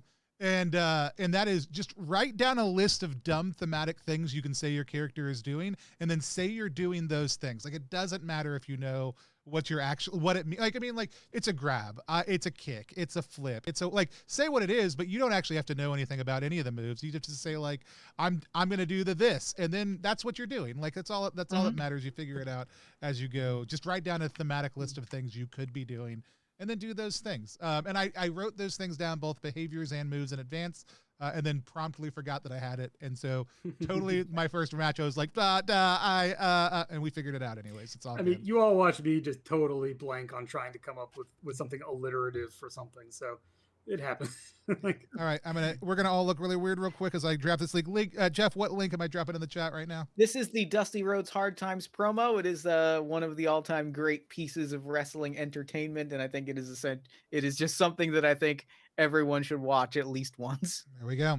And I will say this: we went ahead and closed the thing. And Popish Plot, go ahead and drop me a message. Since you know me on Facebook, you can drop me a message on Facebook, or you can drop me one here on Twitch. I'll get you hooked up with Nathan, and we will get you that copy of Worldwide Wrestling. They are our winner tonight. We are going to be playing this. This Saturday, we're going to be playing Wander Home by Jay Dragon. I'm very, very excited for it. If you guys want to come back and watch that at 1 p.m. Eastern time, we're going to be doing that. This Friday night, we're also going to be playing an OSR adventure from Phylactery 3 using the Down We Go minimalist OSR system. Very, very excited to do that. If you are an indie designer out there who has a game you'd like us to play, feel free to reach out to me at +1EXP or Tony at +1EXP. And if you are somebody who loves independent role-playing games, check out all of our stuff at +1EXP or +1EXP.com. We are about to start doing some different giveaways and other stuff like that. We'll have some of them available to anybody on social media, so hit us up. But some of them we're about to launch I don't know how it's pronounced. Every time I pronounce it some way, my kids laugh at me and tell me it's the other way because I have teenagers and they're horrible. I'm doing Jeff, you're going to know the answer to this. I'm doing a coffee, a Ko-Fi. Which one am I doing? How do we pronounce it? It's technically I say Kofi because it's spelled Kofi, but it's a coffee because it's like a coffee. Right, Yeah. correct. And so we're gonna have one of those soon. So if you want to support us directly, you'll be able to do that there, and you'll get access to some other specific giveaways that we're doing, as well as some behind the scenes content and extra stuff. Feel free to Gigas just ordered their copy. Excited to read through the book and be creative. It's a phenomenally well done game. If you knew nothing about wrestling going in and wanted to run this game, you would get a crash course in not only how to run this game, but great pieces of wrestling history also. Until next game that we do, we're just gonna wave at the screen until I take us off.